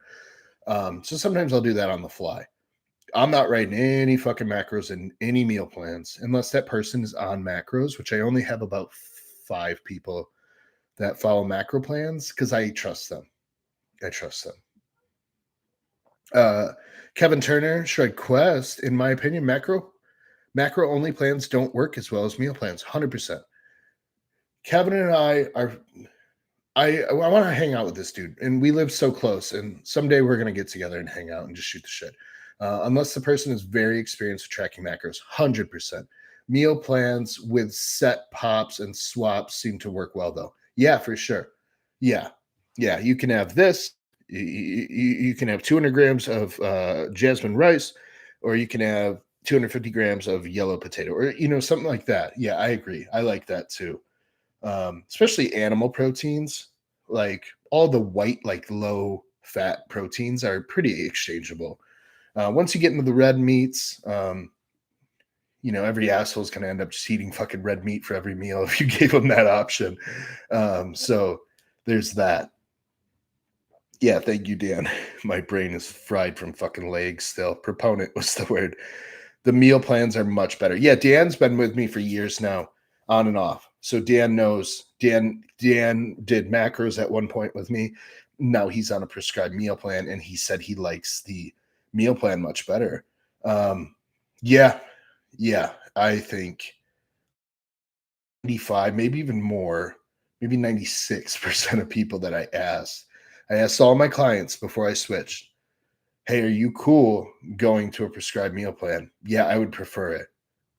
Make my brain think less. Guys, people are busy. People are busy. You know, people with families, people in higher positions at work, they're making decisions all fucking day long. It starts from the moment you wake up. It starts from the moment you wake up. You are making decisions all day long. If you have a macro plan, now you have to make a decision for every meal on what you're going to eat. Even if you plan it out ahead of time, you had to plan it out. You had to take that time. People are making decisions all day long. And, the CEOs of companies and executives and anyone with a job, you're always making decisions, no matter what job or position it is, or perceived importance it is. We're all making so many decisions. When we can limit that stress and burden of the amount of decisions we have to make a day, it's so better. It's so much better. Guys, my wife picks out my clothes for the next day. She sets my clothes up for me, you know, because I make fucking decisions all day long. And I don't want to decide what I have to wear. And it's going to always be the same shit. It's going to be fucking Omega Amino shit, some nice sweatpants, Tommy John coaching hat, or a Tommy John coaching shirt. I mean, it's going to be the same shit. But the fact that she saves me time by setting it up and having it ready for me for the next day, less decisions I have to make, less resistance to my day. The day goes smoother. I make more money. We're all happy, right? Um, anyways, that's my fucking rant. Mark said, I agree. Meal plans are much better. Yep. David said, I don't even know calorie and macro amount. I just eat. Yeah, for sure. I don't even bother looking. What the fuck does it matter? You know what I mean? It's funny because, like, this is funny to me, at least. This is funny to me. It might not be to you. Um, I can send I can send someone diet, and they'll be like, "How many macros and calories is this?" I'm like, "Oh." And then you can send someone a cheat meal, like, "Hey, go get 3, go get 5 Guys." You wanna guess how many people ask, like, "How many calories should I keep that at?" Or, "What are the 5 Guys macros?" You wanna guess how many fucking people ask me that? You know what I mean? It's like, you wanted to know the calories and macros of your diet plan, and then if I tell you to go get sushi or 5 Guys, why don't you ask me, like, how many calories or macros? Don't get me wrong, some people do. Some people do for sure. And I always just hit them with the, it doesn't matter because it's a fucking free meal. But yeah, I just find that funny. Just there's ironies and and things on where people draw the line at shit. It's funny. I do the same thing. I'm not special or better than anyone. I do the same shit.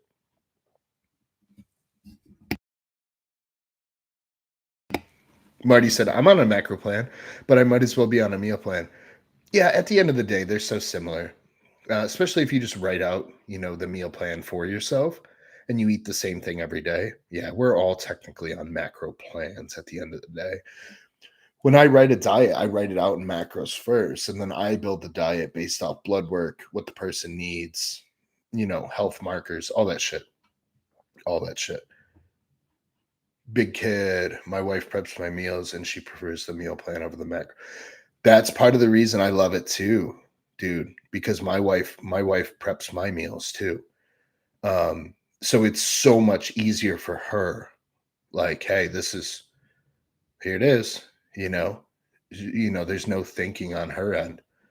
Um, so yeah, it's hugely impactful if someone helps you prep your meals for the day. The way I overthink, Mark says, the way I overthink shit, the macro plan caused me to spend 2 hours in the store. Yeah, it's fucking crazy, dude. Yeah, I've done the same thing, bro. I've done the same thing.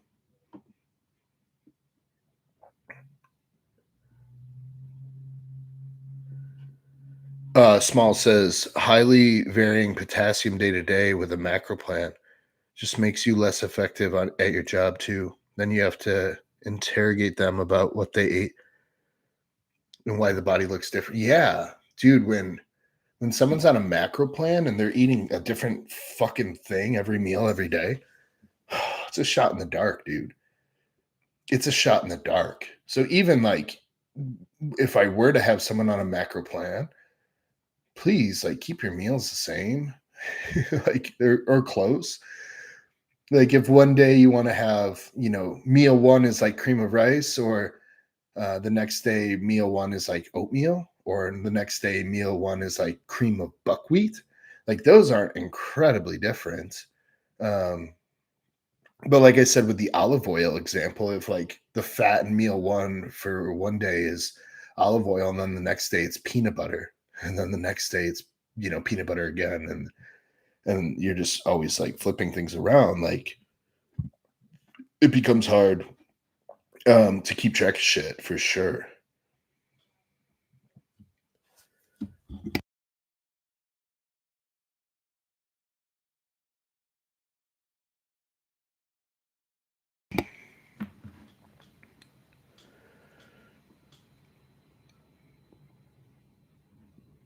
Mark said, I believe they ask the macros and calories so they can fit in foods that's not on the plan. Oh, dude, for sure. I know all the fucking tricks and loopholes. J Money, at the end of the day, adherence is highly important. Meal plans tend to have the best adherence. Yeah. Yeah. You know how much bullshit I could fit into a macro plan? Not that I would, but people do. And you know how fucking easy it is? I could literally fit a macro plan off McDonald's. I guarantee it. I guarantee it. If all I had was a McDonald's and macros, I could make it work. 100%. 100%.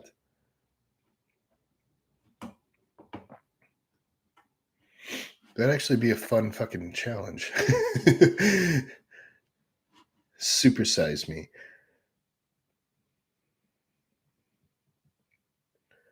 Yeah, Pop Tarts was the OG for if it fits your macros. Are you still using skip loads? Yeah, a lot of my clients still skip load. A lot of my clients do. Not all of them. Some people just have a high day. Some people have a combination of a high day and a skip load. Um, everyone has a different plan.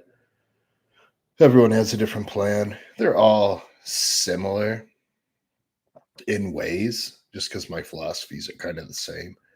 But yeah, there's still a lot of people skip loading, for sure. Yeah, skip loads are great, dude. Skip loads are fucking awesome. Um, they work really well. They work really well, really well. But they're not for everyone, especially the people that can't psychologically or emotionally handle them. Like some people just end up binging, and those people just they're not allowed to have skip loads. You fucking abused your privilege, and now I must take it away. And now you get a high day because you can't handle the skip load. You can't handle it. Yeah, I mean, if you're gaining fucking, I've seen people 10, 15, 20 pounds from the skip load. It's like, dude, you hit that a little too hard. What the fuck did you eat? Oh, you had three Five Guys burgers, 2 dozens of donuts, like, um, crumble cookie, like, yeah, I've seen people like, and that's just not good. That's just not good. Not good for your health. Not good for the look. Nothing. Nothing. Nothing. Nothing. It's just reckless. Oh yeah, bro. I've gained 15 pounds from a skip load for sure. Easily. I can fucking eat, Dylan. I've told you that before. I have an endless appetite, dude. I can eat a fucking hole through Retta. Like, I literally have an endless appetite, bro. Endless. I've always been that way since I was a child.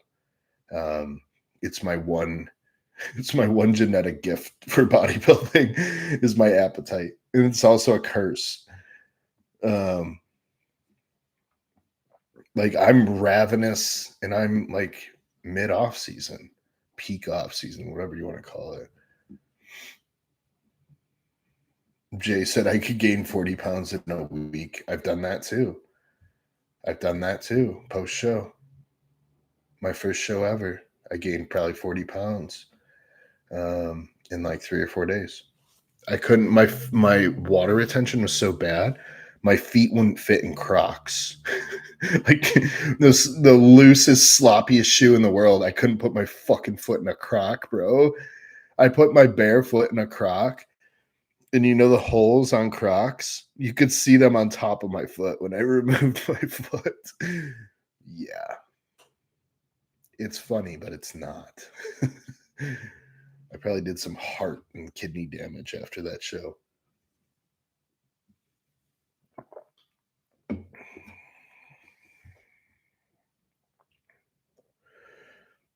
Mark said the most I've gained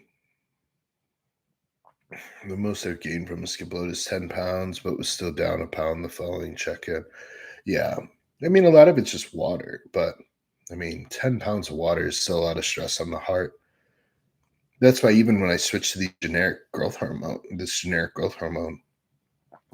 last week, my body weight jumped up like 10 pounds. I'm like, fuck, dude. And I can see it, my ankles. And I'm like, I don't care about the look because I'm off season, but I know that's putting stress on my kidneys and heart. So I'll probably go back to Serostim. I might ride this out a few weeks and just see, but I don't know. It's unlikely. It's unlikely. I knew better too, but you still have to experiment and try things, and it's just all a part of it. It's all part of it. I'm always learning more and more about myself and everything else. So, yeah, I tried it and it didn't fucking work out. Not yet, at least. Like I said, maybe the water will clean up after the body acclimates. Sometimes the body will adjust the res system, and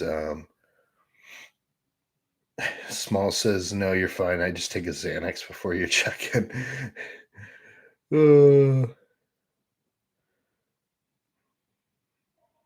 Austin's sick of me, says J Money.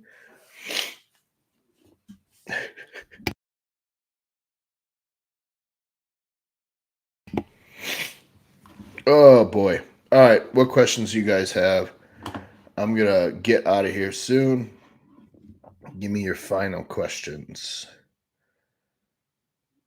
Send me the bill for the script. Yeah.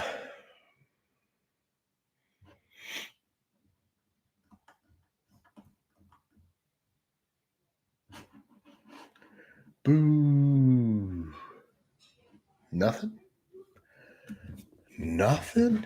Not even about drugs?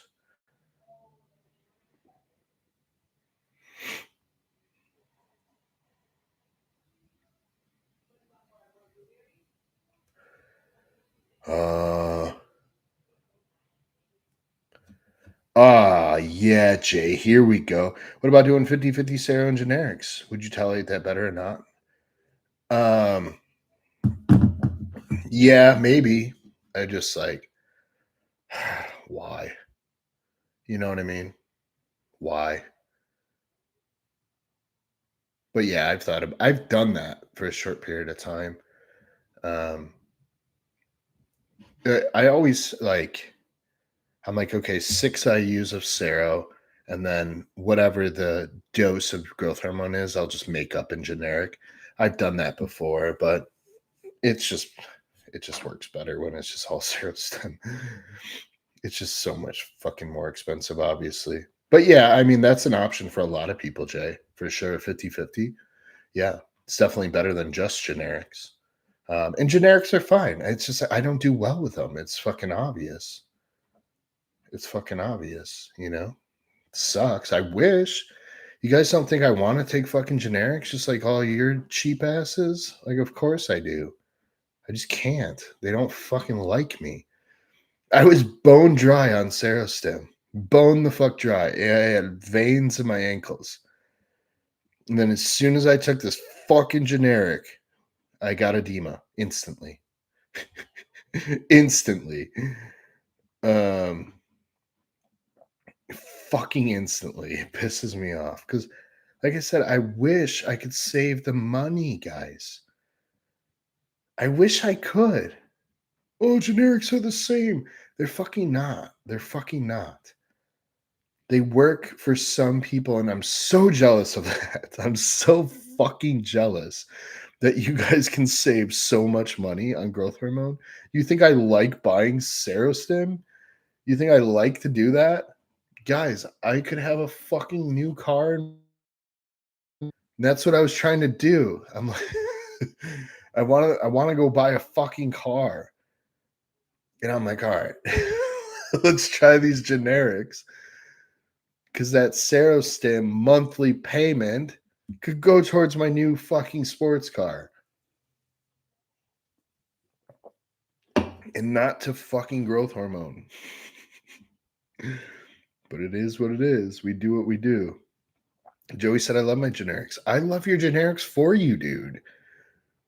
I love your generics for you. I'm so fucking jealous, dude. I really am. I know we talked about it before, but YK11, what are your thoughts on it? I don't know much about it. Um, I have some because guys wanted it. I grabbed a few extra for the stash, but no idea. It's a SARM, just like Trenbolone is. So injectable YK11, I could definitely see it being beneficial. We shit on SARMs because they're gay, but I don't mean to say that word, but it's like fitting sometimes. Yeah, of course we shit on SARMs because like you just run gear. But yeah, fuck, dude. I'm not opposed to really anything anymore. And there's some shit where I'm like, okay, that's just fucking dumb. Like, obviously, don't use that.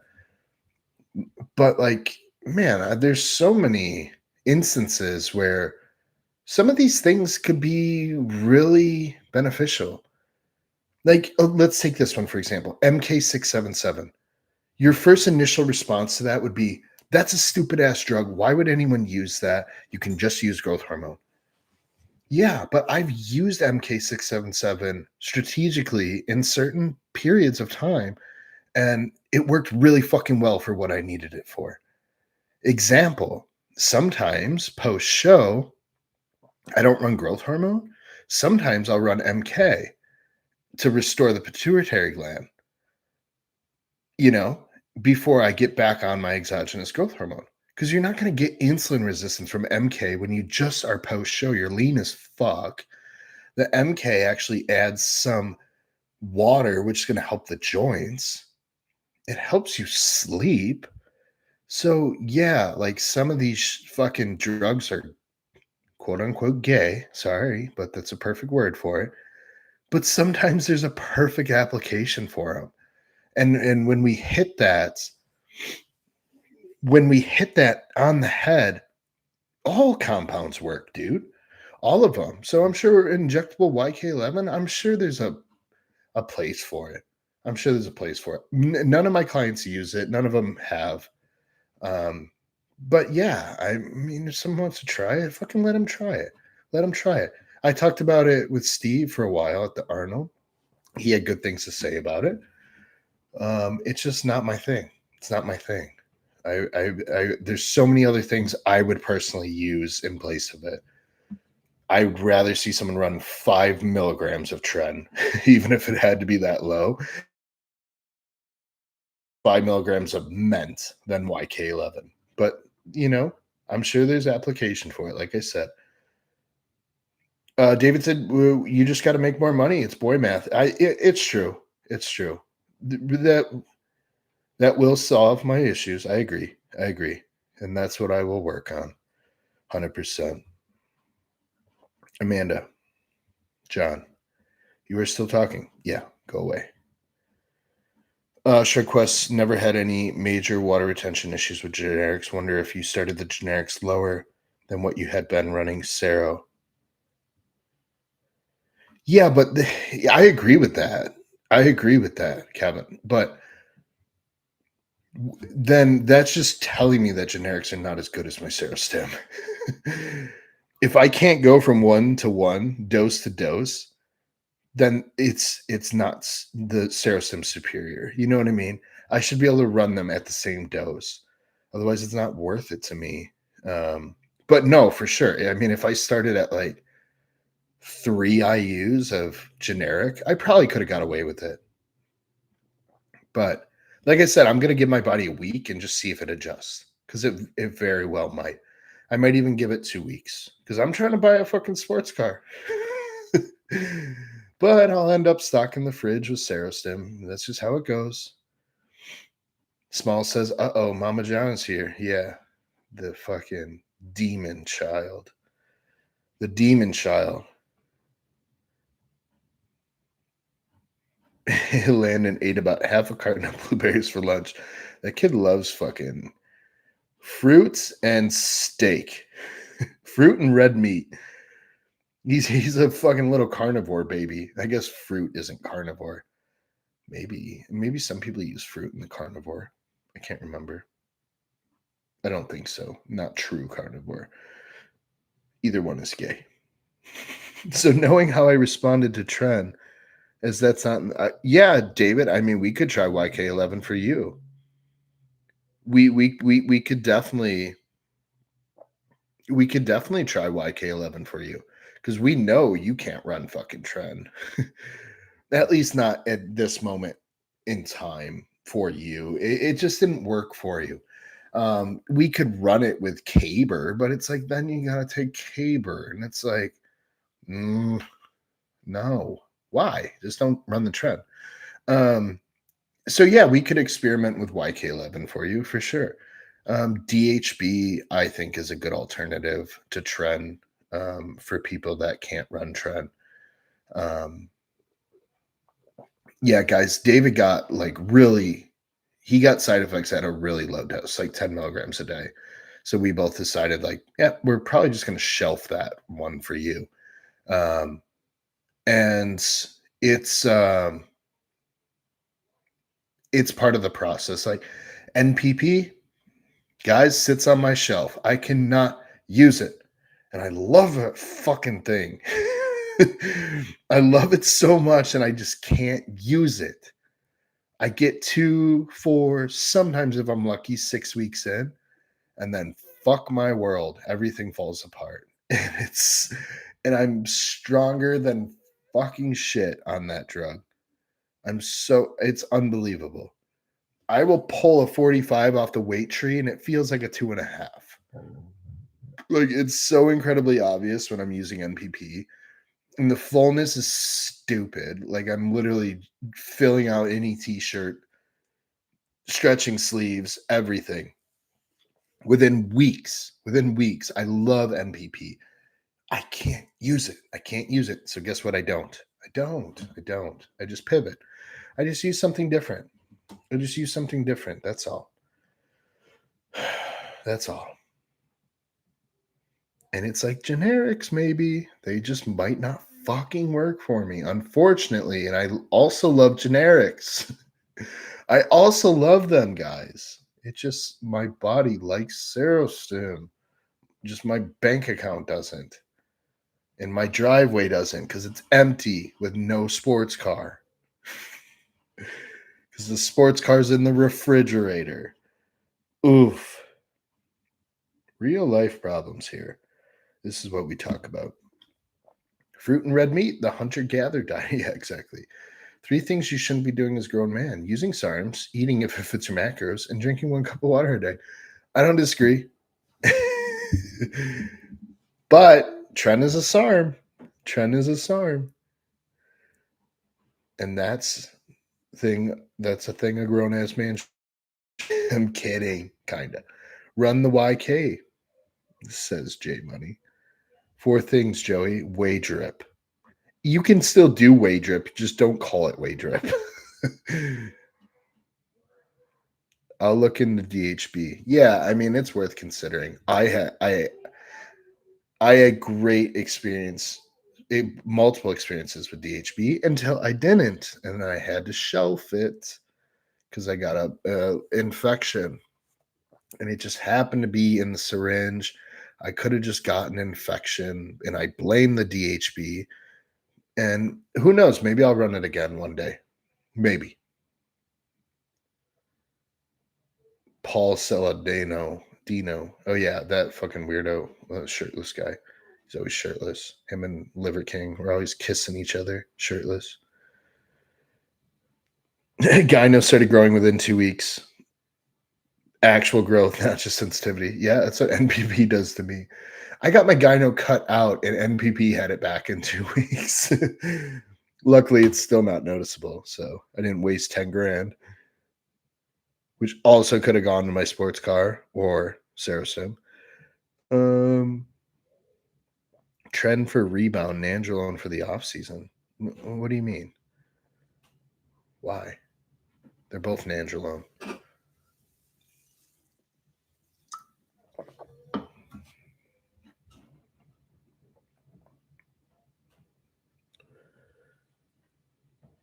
But could you try Meritosip? I don't know what that is, Dan. Mirtazapine? Is that just another prolactin disruptor? I don't know what that is, Dan. With NP, I'm not taking anything fucking additional just so I can run NPP because I can take Anadrol just fine. Tess, Primo, growth hormone, insulin, Increlex. I don't need NPP. I promise. I promise. But yeah, I don't know what that is, Dan. I'm not familiar with that one. Unless I just don't recognize the chemical or brand name. Smalls. What's more expensive, a sports car or a model of a sports car built with Saracen boxes? What do you think? What do you think, Smalls? The Sarostim's more, depending on the sports car. But the Sarostim's probably going to be more. How many fucking boxes of Sarostim would you need to build a sports car model?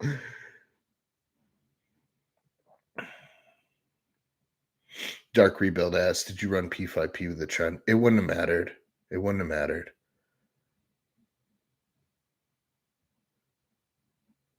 Shugquist said, honestly, had some really good experiences with SARMs back in the day. Hate to admit it. S23 is powerful. Wasn't doing blood work though at that time, so can't speak of that. Yeah, dude, SARMs work, bro. They work. They're just not, they're not. We like the basic shit that's been used for decades. That's all. But I'm sure there's a bunch of great fucking SARMs. I know women do really well on Austrian.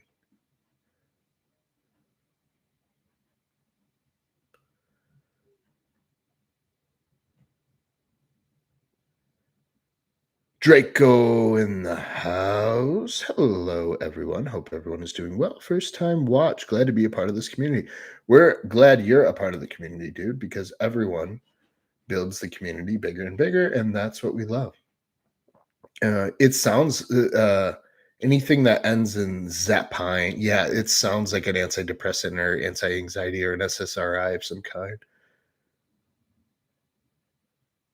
Oh, Dan said I didn't know NPP caused gyno issues. My bad. I thought it was a mental. Yeah, that sounds like a SSRI based off that structure of the name. You can kind of figure out what drugs are for based off their name. Like if they end in all, like prol, blah, blah, blah, blah, they're probably a beta blocker, like shit like that, right? NPP doesn't necessarily cause gyno directly, but yeah, it kind of does.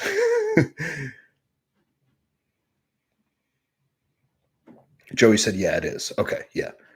Didn't work, he said. Okay.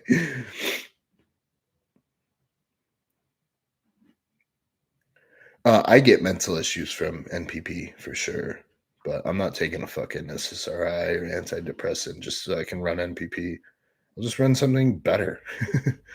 Just run something different. Um,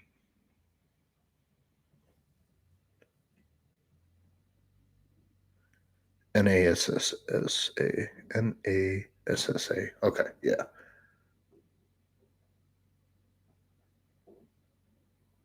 Serotonin. Yeah, okay, that makes sense. Shut the fuck up, Jay. He says NPP makes me happy as hell. Shut up, bro. No one fucking cares. How about that? Andreas, are there any androgens that meaningfully potentiate fat loss or lack of gain more than others? I fucking trenbolone. It's really the only one that's gonna like directly cause, you know, lipolysis, in my opinion. Growth hormone can too, but man, like using a specific androgen to try to like expedite the fat loss process, it's not going to happen. Fat loss needs to be done through activity and proper arrangement of the diet. The androgens are really more so going to protect muscle while you diet the fat off, in my opinion. But um, yeah, I mean, drugs fucking help everything for sure if you are in a place to use them. If you've never been fat free before, you shouldn't be using drugs outside of just like TRT, in my opinion. I think if you're fat and using drugs, you're just going to get more side effects and you're just going to suck. You're just going to suck. You're just going to create a really unhealthy environment for yourself. So if you want to use drugs, you have to earn the right to do so. They're performance enhancing. If you don't have any standard baseline performance, you don't get to use drugs. You don't get to use drugs because you don't have anything to enhance. What happens when a fat guy or a fat girl takes drugs? They're just now slightly stronger with worse blood work and still fat. So no enhancement actually happened. You actually dehanced yourself. You dehanced yourself. Retaclen, ECA, ECY, all you get to do if you're fat. It pretty much, yeah.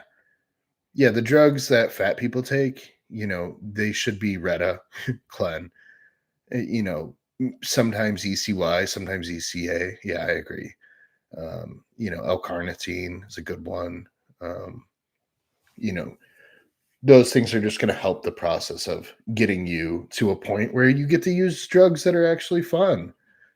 I mean, Retta, Clen, and like those things are fun, but they're not fun like performance enhancing drugs. Son of man. Wow.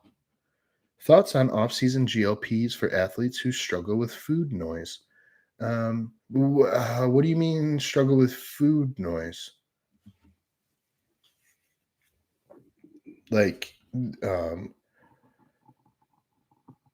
like you don't want to gain weight too fast in the off season? Is that what you're saying? Either way, I think GLPs in the off season are fine. It's just dose dependent. Like, I don't think you should be. If you're slamming GLPs in the off season and you can't eat, then that's just silly. Everyone should know that's silly. Anything that's like actively destroying your appetite in the season of appetite, like it's bad. It's bad. But yeah, GLPs are fine in the off season. But struggle with food noise. I'm assuming that you mean just have like a high appetite and they want to eat junk in the off season. Um, yeah, I mean, they can help with that for sure. DLC said I need to start taking carnitine again. Yeah, I love carnitine. I think it's extremely effective. I love it in like, I mean, I like it for all phases, but especially in like a cruise or a TRT phase, it really gives you an extra little boost without damaging the blood work, without having to run extra androgens and things like that. So for like a cruise phase, I like to run some growth hormone. I like to run some insulin. I like to run some L-carnitine. All the shit I can get away with. The shit I can get away with that's not going to fuck up my blood work. And I can get healthy for my next whatever phase comes next. Adam in the house, only 2 hours late. Yeah, bro. What the hell? Yeah, I'm signing off here soon. So if you have any questions, drop them now. Because I did get some good ones.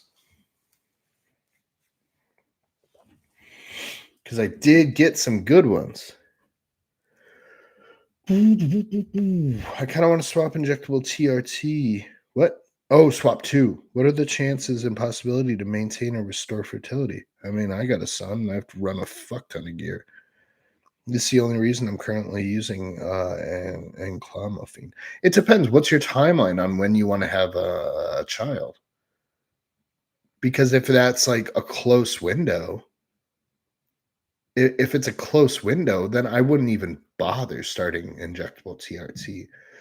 Like if you plan on having a child or trying to conceive a child within the next year, just hold off for another year. Like why start the TRT? Have the kid and then, but the possibility to maintain or restore fertility, I mean, it's pretty likely that you can maintain or restore. You need to take a sperm analysis now to even see. Maybe you're stale right now and you don't even know it. I don't mean to laugh. It's not funny, but it's possible. It's possible. If you don't even know what your fertility is now, you're assuming that you're fertile. What if you're not? What if you're not even fertile now? You don't know. But yeah, I mean, if pregnancy and creating life is on your schedule in the near future, don't even fuck with the TRT. Just wait. Just wait. But if you're talking like 5 years down the road, I don't know how old you are. If you're talking 5, 6 years down the road, I'm not staying on enclomiphene that long. I'm fucking getting on some gear, bro. I'm getting jacked. But yeah, you need to get your fertility checked. Otherwise, you're assuming that you're fertile, and just because you have a dick, and you might not be fertile. You have a dick and balls, but they might not function the way you think. Fertility tests upcoming very soon. Yeah, good. Yeah. Otherwise, you're guessing. Don't guess when you can test. And take tests because it's the best. Fucking Dr. Seuss books by Tommy John Coaching. Oh, maybe that's how I will afford my sports car. Dr. Seuss books. I can't use that name though because it's probably copyrighted. Children's books about gear by Tommy John Coaching. Coming soon. Coming soon. DLC-designs.com will be selling children's books about gear by Tommy John Coaching. Dr. Juice. Yeah. Dr. Juice.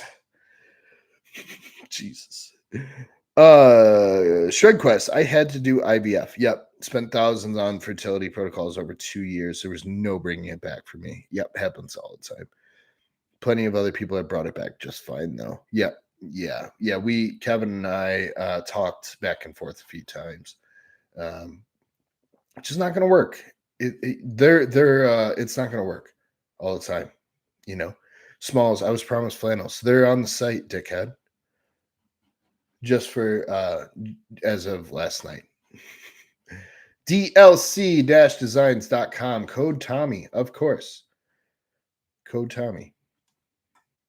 But yeah, we got hats, flannels, shirts, Omega shirts, all that shit. We're We're going to start pumping it out.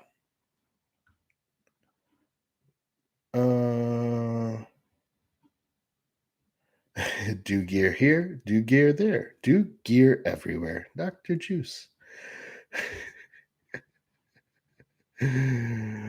Oh, I'm going to start working on those. Did you say that, Jay? I think you did. I said it before. Tommy John bed stories would be a hit. Oh man.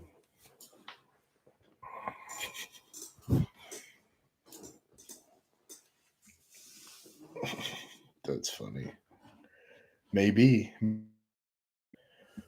All right, you guys got 30 seconds to ask a question. Otherwise, I'm signing out.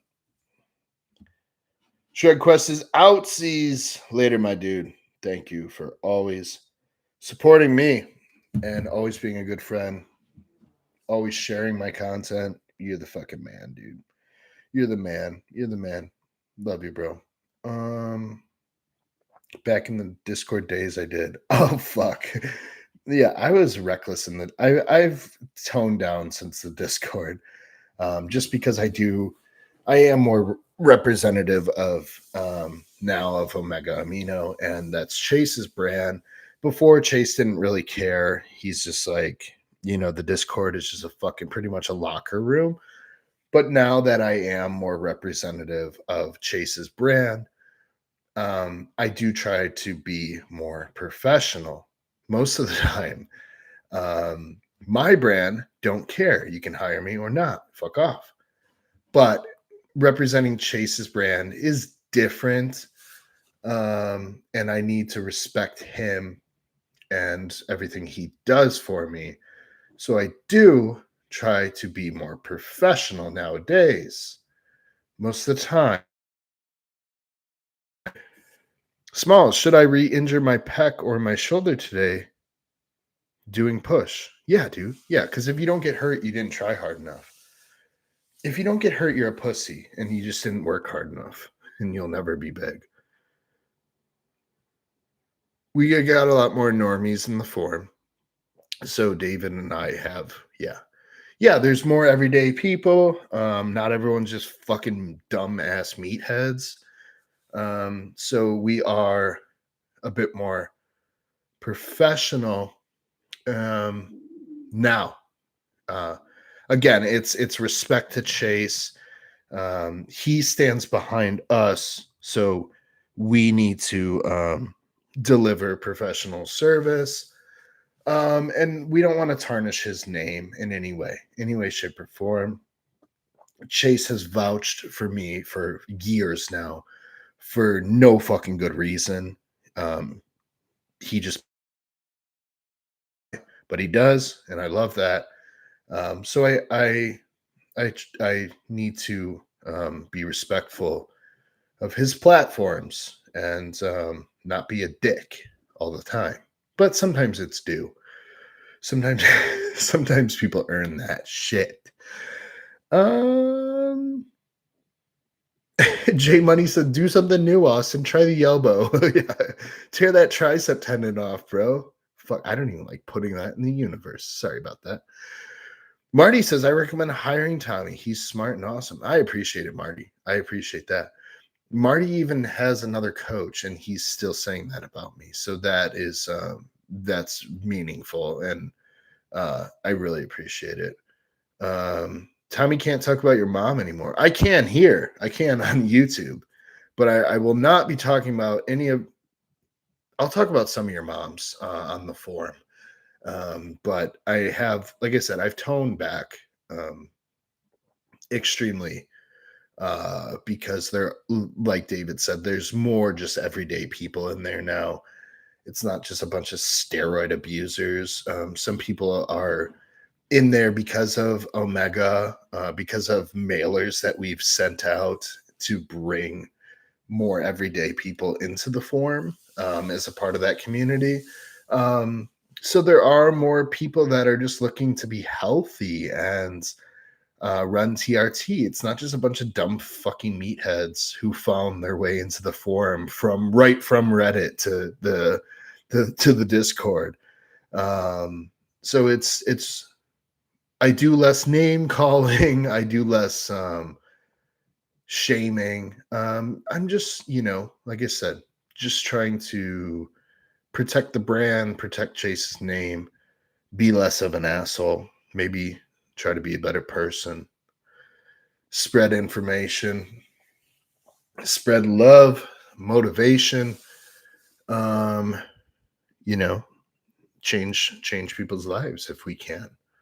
That's the goal of all this shit, and have fun in the process, make some money in the process, of course, because it is a business.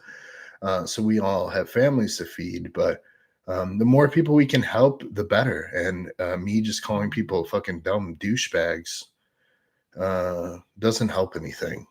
Besides giving a few folks a good laugh, um, it doesn't really help anything. That some of that will still happen. Don't get me wrong, but I'm limiting it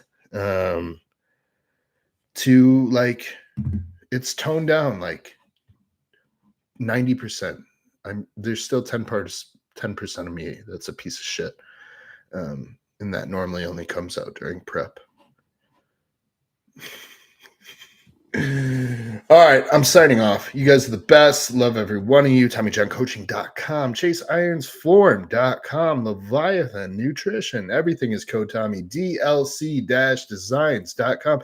Look at all this shit I'm affiliated with, guys. I'm killing it. I'm a real bodybuilder now. Real influencer with all the discount codes. Code Tommy at all the shit. We're running a sale right now on megaamino.net. Go buy peptides, be sexy, fucking outperform your friends, train harder. Like that shit we were talking about earlier. Lean into that pain. Stop running from pain. It's why you're not making progress. So love you guys. Have a good weekend. Bye.